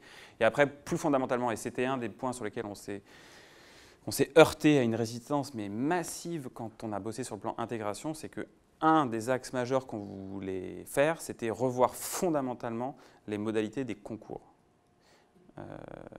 On a en France, et alors là je le vis aussi depuis que je suis contractuel de la fonction publique territoriale, donc dans une collectivité, je ne suis pas fonctionnaire mais je suis contractuel, et je vois les filières pour accéder à peu près à tous les postes, et c'était pareil dans la fonction publique d'État.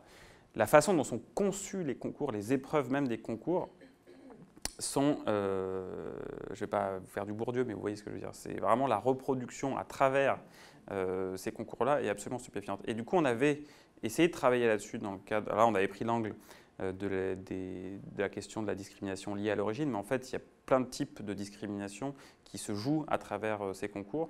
La nature même de ces concours, la façon dont finalement elles mettent en avant un capital culturel, social, etc., qui n'est partagé que par un certain nombre.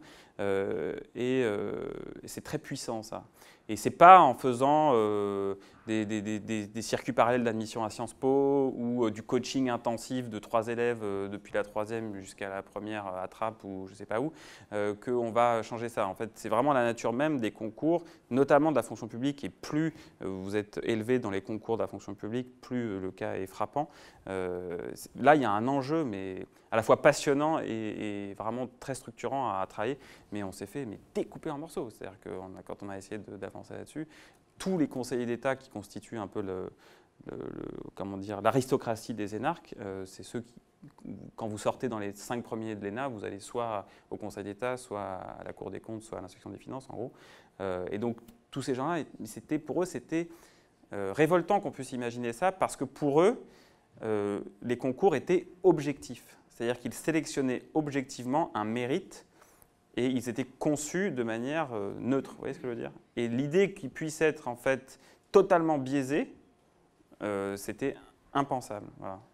Et donc là, je pense qu'il y a un truc, et ça, pour avoir vécu les concours d'HEC, franchement, c'est pas très loin non plus. Il y a un truc là à jouer qui est très français quand même. Je ne connais pas non plus tous les pays, hein, mais sur la façon dont sont conçus les concours et la valeur qui est attribuée au diplôme, qui constituent vraiment des champs d'investigation et de politique publique, de transformation qui sont à mon avis très, très importants. Oui, vous évoquiez, par rapport au projet de loi sur la discrimination, une phrase qui avait été reprise par les médias 4 jours avant la publication de votre projet. Par rapport à ça, donc vous aviez dit que la machine médiatique obligeait des personnes à prendre position. J'imagine que vous avez eu beaucoup de mal, voire une impossibilité d'essayer de répondre à ça, d'essayer de le combattre dans votre sens. Ensuite, vous aviez dit que le projet avait été vidé.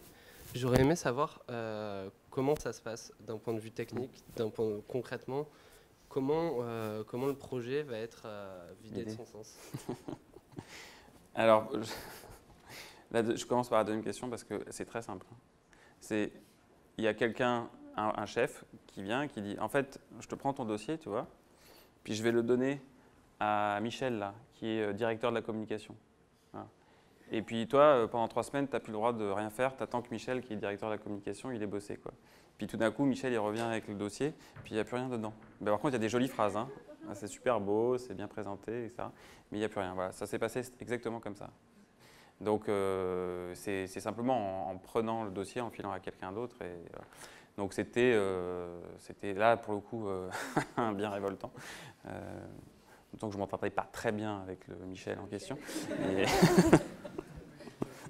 Et pour répondre, qui m'avait bien cloué au mur quand la polémique avait explosé en disant que j'étais un incapable, que j'avais rien vu venir, que c'était... et pour répondre à l'autre question,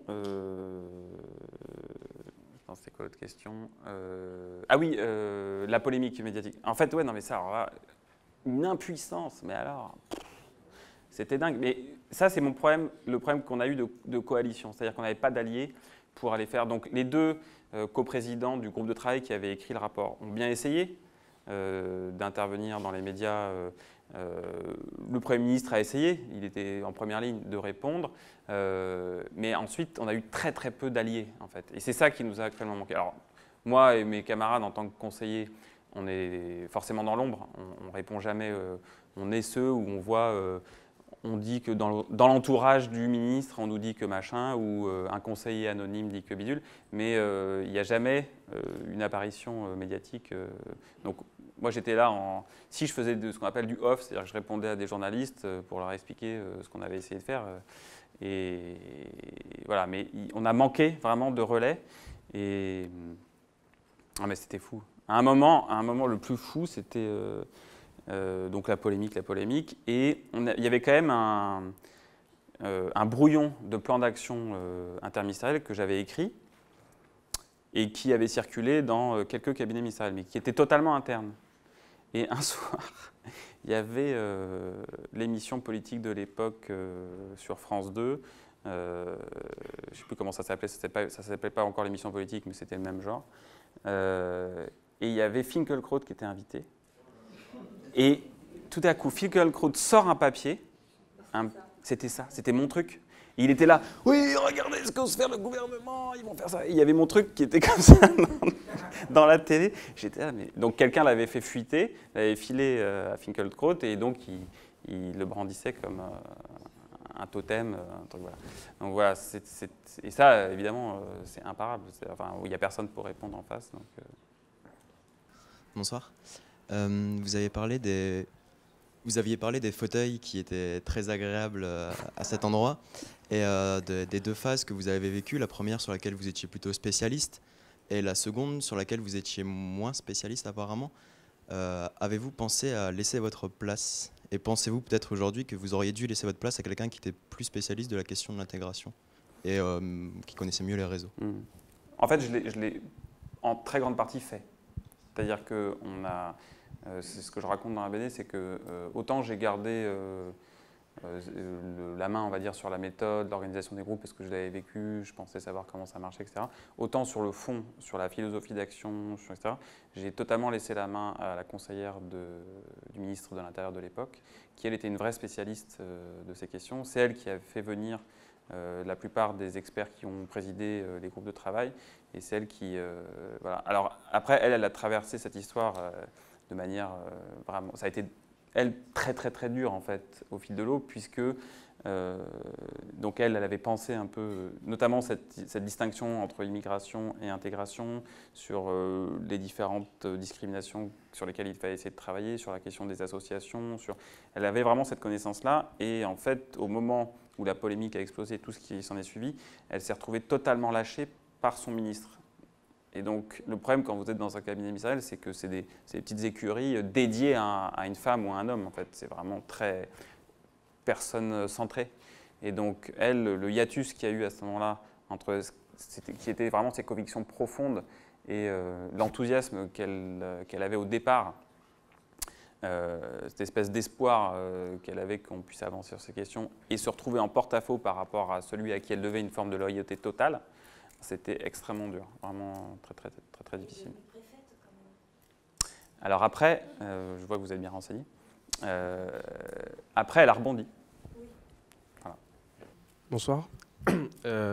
Vous qui avez touché du doigt des questions importantes de société à un niveau national, avec une tentative de mise en action de quelque chose pour répondre à ces problématiques que sont donc la pauvreté, enfin la lutte contre la pauvreté et la question de l'intégration. Et ensuite, qu'il y avait une expérience plus locale à un niveau municipal. Est-ce que ces grandes questions de société pourraient avoir une résolution plus locale au final, plutôt que de façon répétée à travers des changements permanents de gouvernement et toutes les difficultés pour les mettre en place à ce niveau-là? Est-ce que plus localement, ce serait plus facile d'y répondre ou pas? Je pense complètement, oui. Je pense qu'on a, et ça c'est vraiment quelque chose qu'on vit de manière assez forte là depuis le mois de mai dernier, avec un mouvement de recentralisation qui est assez aigu. Et on sent bien à quel point c'est dans le sens que ce type de problématiques peuvent être résolues. En fait, décentraliser, ça fout les jetons parce qu'on se dit, pour deux raisons, ça peut être parce qu'on se dit on ne va plus rien contrôler quand on est au sommet de l'État, admettons. Et puis, une raison peut-être un petit peu plus noble qui est de se dire on va créer des inégalités territoriales majeures. Mais en fait, la première raison est complètement bidon, puisque en fait, on s'en fout en fait, de savoir que l'État contrôle à partir du moment où des choses positives se passent sur le terrain. La seconde, elle est plus pertinente et plus difficile à manier.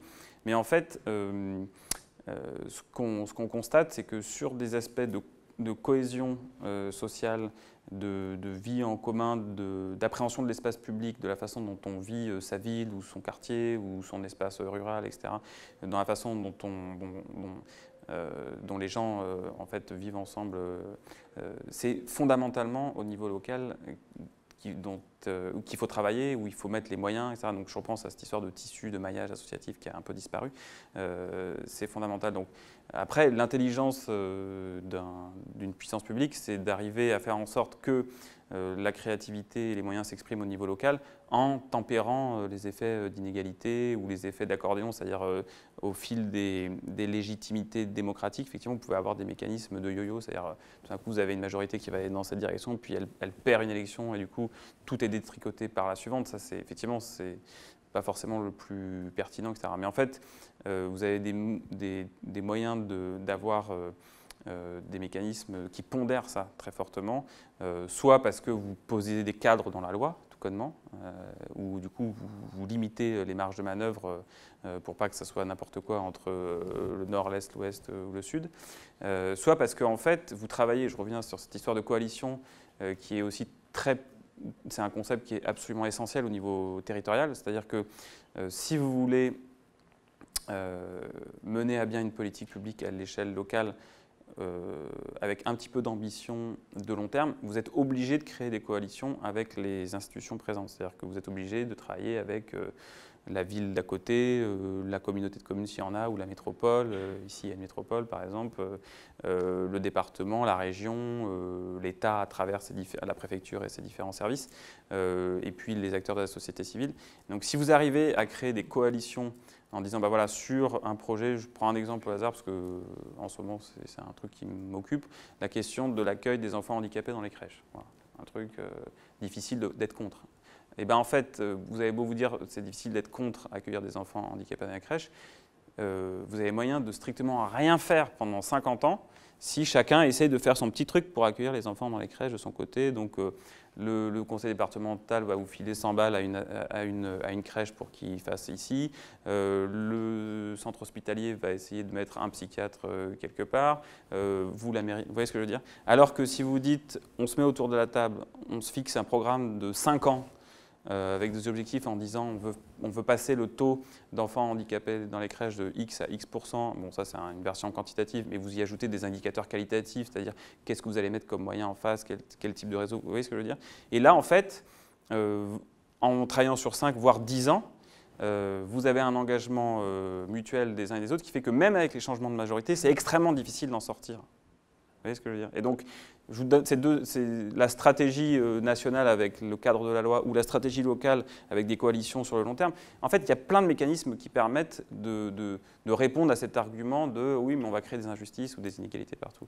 Donc, je pense que fondamentalement, là, on ne va pas tellement dans le bon sens. C'est-à-dire qu'il faudrait vraiment redonner des moyens au local avec ces mécanismes-là qui veillent à ce qu'on ne fasse pas n'importe quoi, n'importe quoi. Alors merci, en tout cas moi ce que je tenais à dire c'est j'ai été vraiment interpellé par l'humilité de la bande dessinée. Finalement on s'attend à un titre, un conseiller politique à Matignon, et finalement au fil des pages on se rend compte de ce que vous êtes et ce que vous venez d'être ici pendant 1 heure, donc je tenais à le souligner. Et moi j'ai plutôt une question subsidiaire, voire empreinte une vive curiosité, c'est avez-vous eu des retours de tous ces personnages qui partagent cette expérience avec vous depuis la sortie de votre bande dessinée, notamment de votre patron? Ouais. Ex-patron.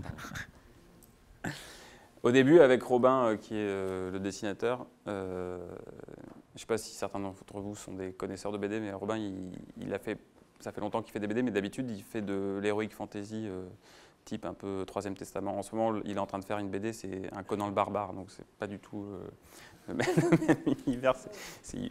Là, il s'est vraiment calmé pour que ce soit moins sanglant. Donc au début, avec Robin, on ne savait pas trop où on mettait les pieds, on s'est dit, waouh, si ça se trouve, on va générer des réactions un peu fortes et tout, quoi. Et c'est ce que je racontais tout à l'heure avant d'entrer ici. En fait, on s'est aperçu qu'il y a un nombre d'ouvrages hyper trash qui sortent avec des conseillers qui bastonnent tout ce qu'ils peuvent, et sous la ceinture, tout ce qui est sorti sur Hollande, tout ce que... vous voyez ce que je veux dire? C'est-à-dire que nous, on est des enfants de cœur à côté. Donc, en fait, on s'est assez vite aperçu qu'avec notre parti pris, qui était de raconter en fait, un peu ce que j'avais vécu, sans trop s'intéresser aux personnalités des uns et des autres, sans raconter la vie privée, sans... Vous voyez ce que je veux dire? En fait, on allait être assez tranquille, et ça s'est révélé... Non seulement on a été très tranquille, et en fait, la plupart des gens qui m'ont fait des retours étaient positifs. Il y a un conseiller qui était moyennement content parce qu'à un moment je dis que quand il parle, les gens s'endorment. Donc,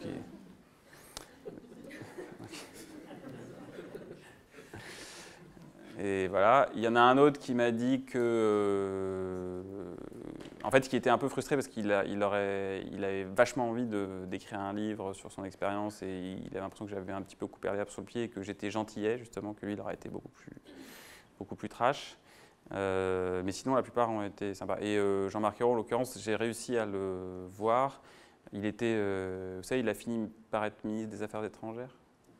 Et donc, je l'ai vu 3 semaines avant la fin de son mandat de ministre des Affaires étrangères. Donc, il était déjà... Enfin, c'était la retraite pour lui derrière. Donc, il était hyper zen. Et donc, ça a été très sympa. Enfin, il m'a dit... voilà, il était content. D'ailleurs, ça m'a permis de... J'avais jamais allé au Quai d'Orsay. Et donc, ça m'a permis de voir le Quai d'Orsay, parce qu'une des inspirations quand même de la BD, c'est la BD Quai d'Orsay qui était sortie. En fait, Quai d'Orsay, je ne sais pas si vous vous souvenez, c'est sorti en 2011, donc 1 an avant que... Donc, Robin et moi, enfin, surtout Robin, il avait un peu Quai d'Orsay en tête quand on a eu ce projet. Et alors, Quai d'Orsay, mais le niveau de luxe... Voilà, ce bâtiment, le bureau du ministre des Affaires étrangères, mais c'est 1000 fois plus luxueux que le bureau du Premier ministre. Et on sent le côté hyper démonstratif de la diplomatie, etc. Moi, ça m'avait fait marrer. Donc, j'ai vu ça. Bonsoir. Moi, je tenais à vous remercier parce que je suis l'une des personnes qui a vraiment profité de votre lutte contre la pauvreté. Quand je suis arrivé en 2013, c'était voilà, avec la CMUC et tout ça. Je pourrais vous expliquer un peu tout ce que ça m'a apporté. Mais ma question, ce serait plutôt de vous dire, est-ce qu'il vous est arrivé de penser qu'à l'avènement d'un homme providentiel, c'est-à-dire une personne qui pourrait prendre les rênes du pouvoir et essayer de mener tous ces changements qui s'imposent, vraiment pour que tout puisse aller dans le bon sens des choses? Parce que d'après tout ce que vous nous racontez, c'est qu'à un moment ou un autre, il y a forcément une personne ou des personnes qui vous mettaient toujours les bâtons dans les roues. Or, s'il y avait eu une personne qui avait les épaules assez solides pour dire les choses vont se faire comme ça et dans le bon sens des choses avec un consensus, Vous pensez que ça aurait changé beaucoup de choses? Ou si c'est quelque chose de quasiment impossible à avoir en France? Je pense que c'est difficile de nier l'influence des personnalités qui incarnent le pouvoir à un moment. Et donc il faut forcément des leaders qui portent un projet, qui vont dans une direction, etc. Je n'irai pas jusqu'à la question de la femme ou de l'homme providentiel parce que moi, une des principales leçons que je tire de ces histoires, c'est la plus-value et la nécessité de la participation du plus grand nombre, en fait. C'est-à-dire que je pense que il y a un désir de participer qui est manifeste chez à peu près n'importe qui, y compris pour avoir travaillé dans l'univers social. Ce désir de participer, il est présent, y compris chez les personnes qui sont dans des situations d'exclusion ou de problématiques sociales hyper fortes. C'est-à-dire que l'idée qu'il y ait une espèce de pyramide des besoins où on dit il faut d'abord manger, puis avoir un toit sur la tête, puis l'expérience démontre totalement l'inverse, c'est-à-dire qu'en fait on a des désirs concomitants tout le temps. Et donc je pense qu'il y a une nécessité de répondre à ce désir-là pour... en fait, je pense que c'est le seul moyen de transformer structurellement et profondément la société ou l'économie ou les deux dans un sens de lutte pour la justice ou contre les inégalités, enfin pour prendre des grands concepts. Je pense qu'il n'y a pas de 36 solutions, il y a celle-là. Donc je nie pas l'importance des leaders, hein, mais je pense que leur principale caractéristique serait de réussir à s'appuyer sur le désir des citoyens de participer et de faire fructifier ça de façon à ce que chacune et chacun, on ait un nombre de possibilités innombrables, incalculables, systématiques. En fait, que dès qu'on sort de chez nous, on ait la possibilité de participer. Vous voyez ce que je veux dire? Enfin, je caricature un peu, mais l'idée, c'est qu'en fait, aujourd'hui, on n'a quasiment aucune proposition. Quand vous réfléchissez dans vos parcours de vie, combien de fois on vous a proposé de participer? Mais jamais, en fait. Et donc, pour moi, le ou les leaders, ils auraient évidemment un projet tel que moi j'aimerais qu'il existe, etc. Mais ils auraient aussi et beaucoup ça, c'est-à-dire cette faculté à faire avec et à proposer de faire avec et à démultiplier à l'infini ces propositions. Et d'où l'importance du local aussi, puisque évidemment, ce n'est pas un seul gars tout seul qui va proposer à tout le monde de venir participer avec lui. Ça se décline à fond. Mais aujourd'hui, on a beau manier les concepts de démocratie participative, on a beau faire ici ou là des budgets participatifs, de la votation citoyenne, de l'interprétation des régies de quartier, des conseils citoyens. En fait, quand on ramène à chacun d'entre nous le nombre de propositions vraiment constructives qu'on nous fait et de possibilités qu'on a de co-construire ou de coélaborer de la politique publique, il est extrêmement faible. Voilà. Et je pense que là-dessus, il y a quelque chose de très porteur, en fait. Bonsoir. Moi, j'aurais voulu partir sur un truc où on imagine un peu. Je me demandais, s'il n'y avait pas eu cette polémique avec les médias, est-ce qu'on peut imaginer que le plan, et qu'il soit resté pas vidé de son sens, on peut imaginer un plan qui aurait été efficace et que les enjeux de pouvoir et les relations n'auraient pas empêché qu'un vrai truc soit mis en forme et qu'il y ait une vraie application qui donne des résultats? Ouais, je pense. Ouais, je pense. J'ose espérer, d'une certaine manière. Après, c'est difficile parce que bon, ça ne s'est pas passé. Donc, d'une certaine manière, l'histoire a raison, quoi. Mais je pense qu'on n'est pas passé très très loin, en fait, d'une certaine façon. C'est-à-dire qu'on avait créé une dynamique avec il y a quand même 300 personnes qui ont participé à ces groupes. Enfin, la dynamique était positive. Je pense que les débats se sont bien passés. Je me trouve merveilleux parce qu'il y a eu ça. Mais je pense qu'il y avait matière à ce que ça marche. Et puis, en fait, non. Mais alors, l'autre question que je me pose parfois, c'est est-ce qu'un jour ça ressurgira, quoi? Voilà. Ça arrive parfois.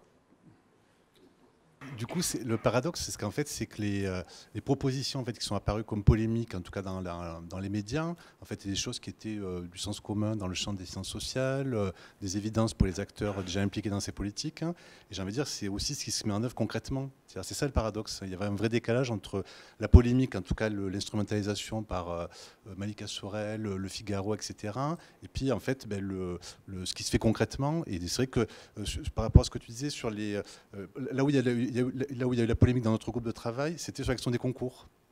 Et là, ça a été quelque chose qui a été extrêmement violent, une réaction des énarques en disant non, on ne touche pas à ça. Par contre, sur d'autres questions qui étaient par exemple la question du contrôle aux faciès, alors qu'il y avait les forces de police, il y avait la gendarmerie, donc il y avait les associations qui militaient sur ces questions-là. En fait, ça s'est extrêmement bien passé. En fait, bon, il y a eu discussion, hein, c'était pas, mais finalement, on est arrivé à des positions consensuelles. Et du coup, le fruit des rapports, c'était souvent des choses qui étaient finalement pas du tout révolutionnaires, etc., mais qui étaient finalement des choses de bon sens. Et il y avait un vrai décalage entre l'instrumentalisation médiatique, et c'est vrai que dans les médias, on n'a pas discuté des rapports, on a discuté de ce qu'avait écrit le Figaro au départ, et qui a fonctionné un peu comme une dépêche AFP. Hein, ça est parti dans tous les médias, tout le monde l'a repris, etc. Et d'ailleurs, ce qui est étonnant, c'est qu'à partir du Figaro, il y a plein de médias, journaux et autres, qui ont du coup épluché les rapports dans tous les sens pour voir s'il y avait autre chose. Ils n'ont rien trouvé. Il n'y avait rien de... C'est ce que tu dis, il n'y avait rien comment dirais-je, de transgressif à un point. Donc c'est d'autant plus rageant et ça nous donne d'autant plus le sentiment de ne pas être passé trop loin du compte. Retenter. Là, je ne peux pas créer tout seul le truc. Non, mais c'est là où c'est pour ça que dans l'histoire où là actuellement où je fais partie des gens qui ont été sollicités pour participer à la stratégie de contrat pour voter les enfants, c'est pour ça que j'ai pas dit non. C'est que à cette place de contributeur où je n'intègre pas la machine, où je prends pas de responsabilité particulière, effectivement, je vois pas pourquoi j'aurais dit non en fait. Qu'est-ce que je risque en fait que le rapport finisse dans un truc ou voilà. Donc, mais je comprends que ceux à qui on a proposé, parce qu'il y en a plusieurs à qui on a proposé de rentrer dans le système du gouvernement actuel, aient dit non parce que le hiatus entre ce que porte ce gouvernement-là avec la discipline qui est la sienne et ce qu'eux ils portent est trop grand. Donc encore une fois, on ne peut pas aller, on peut pas renverser les montagnes en fait. C'est quand même des systèmes qui sont très solides, quoi. Vous voyez ce que je veux dire? C'est-à-dire que je vous parlais tout à l'heure de la coalition des financiers. C'est très très robuste, hein. C'est vraiment balèze. Hein. Donc tout seul avec ses petits bras, c'est difficile. Non, par rapport à la déclinaison, à la question de si le plan avait été passé au niveau national, qu'est-ce qu'il en aurait été derrière. Moi, j'ai travaillé en région, donc pour la FNARS, et donc sur des déclinaisons de plans nationaux.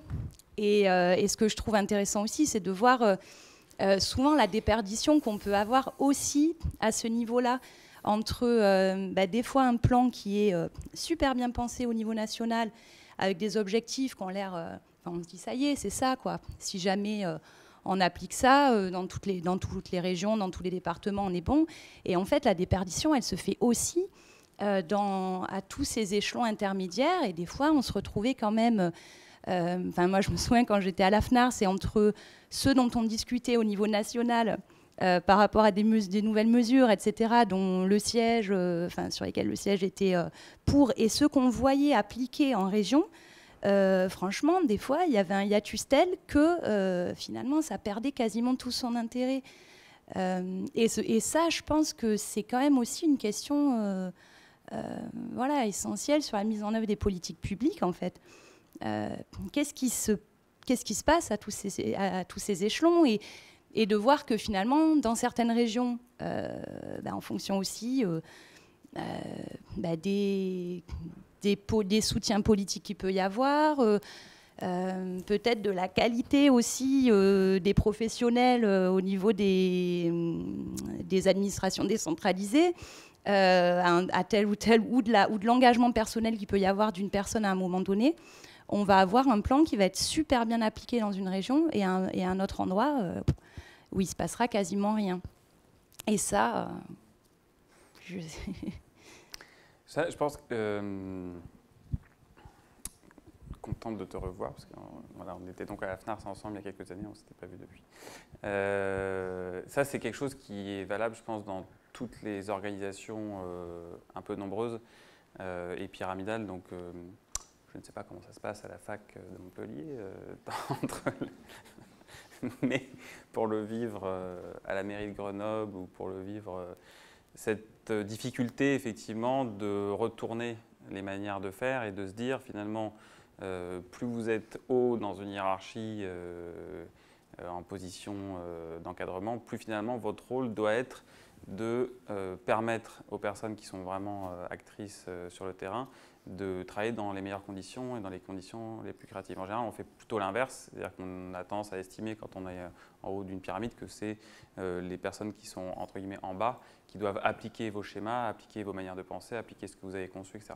Et donc, mais ça vaut, franchement, quand vous regardez un petit peu ce qui se passe en ce moment dans le monde de la gestion, j'allais dire du management, pour prendre un terme consacré, en fait, c'est beaucoup là-dessus que les choses se discutent. Et je pense qu'effectivement, ça s'applique à ce que tu décris, ça peut s'appliquer.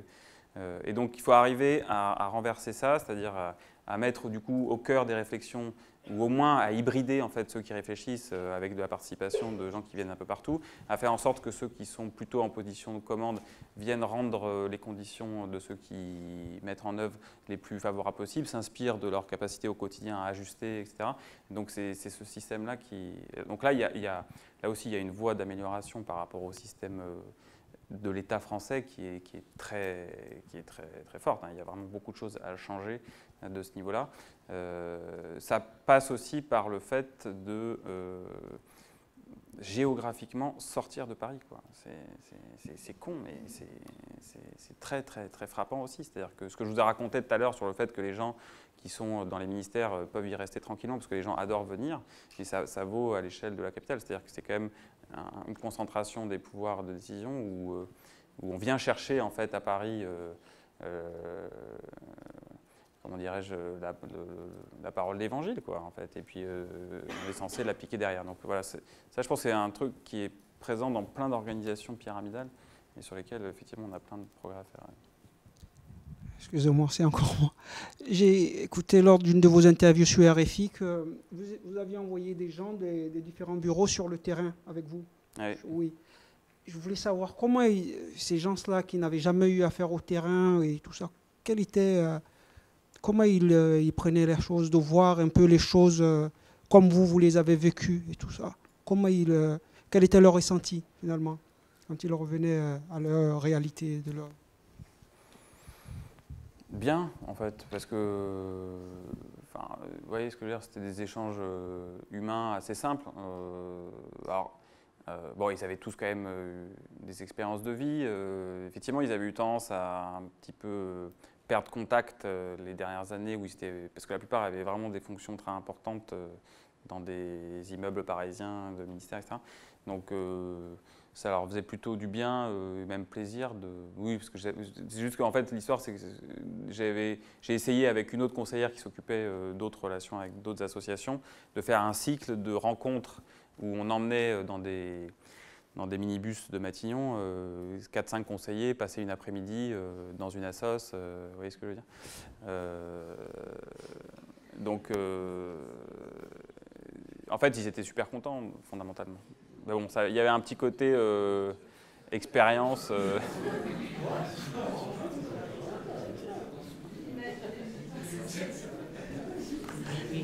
Non, mais ça s'est bien passé, en fait. C'est-à-dire que... Oui et non, enfin, je veux pas... En plus, je caricature un peu, mais prenez n'importe qui, vous passez une demi-journée au Secours populaire, en fait, ça se passe bien. C'est-à-dire que...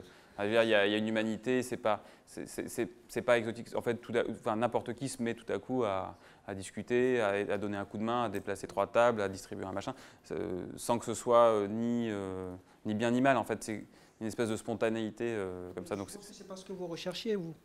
Si, parce que en fait, moi, ce que je voulais, c'était pas tellement, je voulais pas changer leur vie ou modifier profondément leur représentation. Je voulais juste qu'il y ait un moment dans leur espèce de vie de 2, 3, 5 ans complètement claustro en fait dans cet univers-là, qu'à un moment ils se disent en fait attends pourquoi je bosse en fait, pourquoi je suis là quoi, pour qui je suis là, c'est quoi le sens de l'intérêt général, et donc ils aient une espèce de petite mise à distance comme ça qui valait ce que ça valait en fait, c'était pas Mais bon, voilà, qu'il y a un petit truc comme ça de mise à distance de qui ils étaient et de ce pourquoi ils étaient censés bosser, quoi. Je voulais juste revenir sur le fait du pouvoir exécutif et en haut de la pyramide. Est-ce qu'il n'y aurait-il pas un autre moyen, une autre voie, une petite fenêtre, de passer autrement que par, on va dire, le pouvoir, pour faire bouger les choses? Ah oui. Bah, ça rejoint un petit peu la question tout à l'heure. Parce que là, sincèrement... je vous l'ai dit et redit, je suis un fervent, enfin je crois à fond en la participation la plus large, la plus vaste, aux mécanismes de co-construction. Je pense qu'on est très très loin du compte, je pense qu'on peut faire 1000 fois mieux. Est-ce qu'on peut se passer totalement de leaders, de personnes qui emmènent des projets? Moi, honnêtement, je vous le dis, je ne pense pas. Voilà. Après, ça vaut ce que ça vaut, enfin, c'est mon avis. Hein. Oui, mais on a l'impression de... Enfin, moi, personnellement, hein, c'est mon avis, hein, c'est ma vision des choses. Enfin, c'est une vision peut-être un peu extrême, mais si le Seigneur n'est pas content, bah... Oui, alors je ne vais pas jusque-là, hein, je ne dis pas Oui. qu'il faut des seigneurs. Hein. Mais la question de quelqu'un qui porte et qui emmène un projet et qui arrive après, je ne dis pas qu'il faut qu'il soit tout seul, je ne dis pas qu'il faut qu'il décide de tout. Je pense qu'il faut... encore une fois, on est dans un pays hyper centralisé aujourd'hui. Enfin, on est là, l'exemple qu'on vit aujourd'hui, il est caricatural. C'est-à-dire qu'on a un homme qui incarne une fonction de manière extrêmement autoritaire et qui concentre tous les pouvoirs. Et il est allé même plus loin, je vous donne juste un petit détail de mécanique ministérielle. Vous savez que le président ne rend pas compte à l'Assemblée nationale. C'est le Premier ministre qui prononce des discours de politique générale et qui peut être renversé par une motion de censure éventuellement, etc. La mécanique de la Ve République fait que c'est le Premier ministre et son équipe qui fait tourner la machine exécutive et qui entérine les décisions, y compris quand des décisions sont prises à l'Élysée. Ça veut dire qu'il y a chaque jour à Matignon ce qu'on appelle les réunions interministérielles, qui sont présidées par des conseillers du Premier ministre, avec un représentant du secrétariat général du gouvernement. Et le secrétariat général du gouvernement fait des comptes rendus de ces réunions sur un papier bleu, ça s'appelle des bleus. Et quand les bleus sont rendus officiels par la signature du Premier ministre, ça vaut décision du gouvernement. Et après, ça peut se traduire par des décrets, des circulaires, des projets de loi. Tout passe par ces réunions interministérielles qui sont l'objet du Premier ministre et de ses conseillers. D'accord ? La nouveauté qu'a fait Macron, c'est qu'il y a 15 conseillers qui sont à la fois Élysée et Matignon. D'accord ? Qui ont le double rattachement. Ça n'est jamais arrivé. D'accord ? Ça veut dire qu'en fait, ils ne rendent pas des comptes qu'au Premier ministre, en fait, ils rendent des comptes surtout au Président de la République. Ils président les réunions interministérielles à Matignon, mais en étant en direct avec l'Élysée, alors qu'avant, les conseillers de l'Élysée, ils pouvaient éventuellement assister aux réunions interministérielles, mais en silence, en fait, ils ne s'intervenaient pas. Et donc là, il a ramené à son premier cercle la capacité de faire écrire les fameux bleus, là, les papiers du secrétaire général du gouvernement, toutes ces décisions-là, à son niveau, lui qui ne rend aucun compte à la représentation nationale. Vous voyez ? Donc ça peut paraître un détail, et probablement ça ne change pas l'histoire, mais c'est quand même quelque chose dans la mécanique institutionnelle qui n'est pas anodin, et en tout cas qui est inédit. Vous voyez ?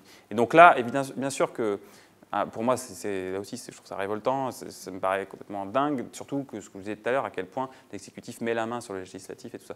Donc je ne crois pas du tout au leader unique, incarnant tout de manière... Je dis juste qu'il me semble qu'il faut à un moment des leaders pour porter des projets, pour incarner des choses, pour incarner des mouvements, pour créer des mouvements autour, etc. Donc combien, quand, comment, j'en sais rien. Certainement que leur première caractéristique, ça doit être la capacité à faire avec et à co-construire et tout ça. Et je ne vois pas comment on peut se passer de ces leaders-là, mais peut-être que je me gourre. Hein. On va peut-être arrêter là avec... mais avant d'arrêter quand même, je tiens à nouveau à vous remercier pour la générosité de ce partage.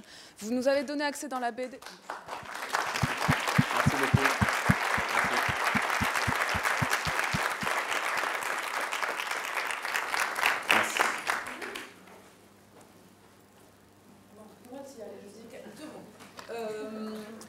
dans tout ce que vous avez partagé aujourd'hui dans la BD, on entend bien des choses que seul quelqu'un qui est rentré dans la mécanique institutionnelle pouvait saisir. Vous avez reparlé du fait qu'on n'avait pas une mainmise de l'Europe totale, donc un pouvoir de décision. Vous avez parlé de cette question longuement de la construction des coalitions.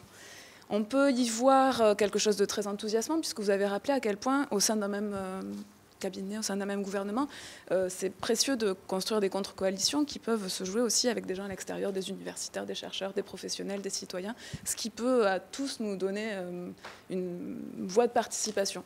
Avec ce risque que l'on peut voir en creux, que l'essentiel de l'énergie soit passé pour défendre un projet à la construction de la coalition. Mais je retiendrai surtout de votre intervention cet appel que vous avez lancé à se saisir de toutes les occasions de participer politiquement que l'on peut trouver sur son chemin, d'autant plus qu'elles sont rares. Merci de votre attention.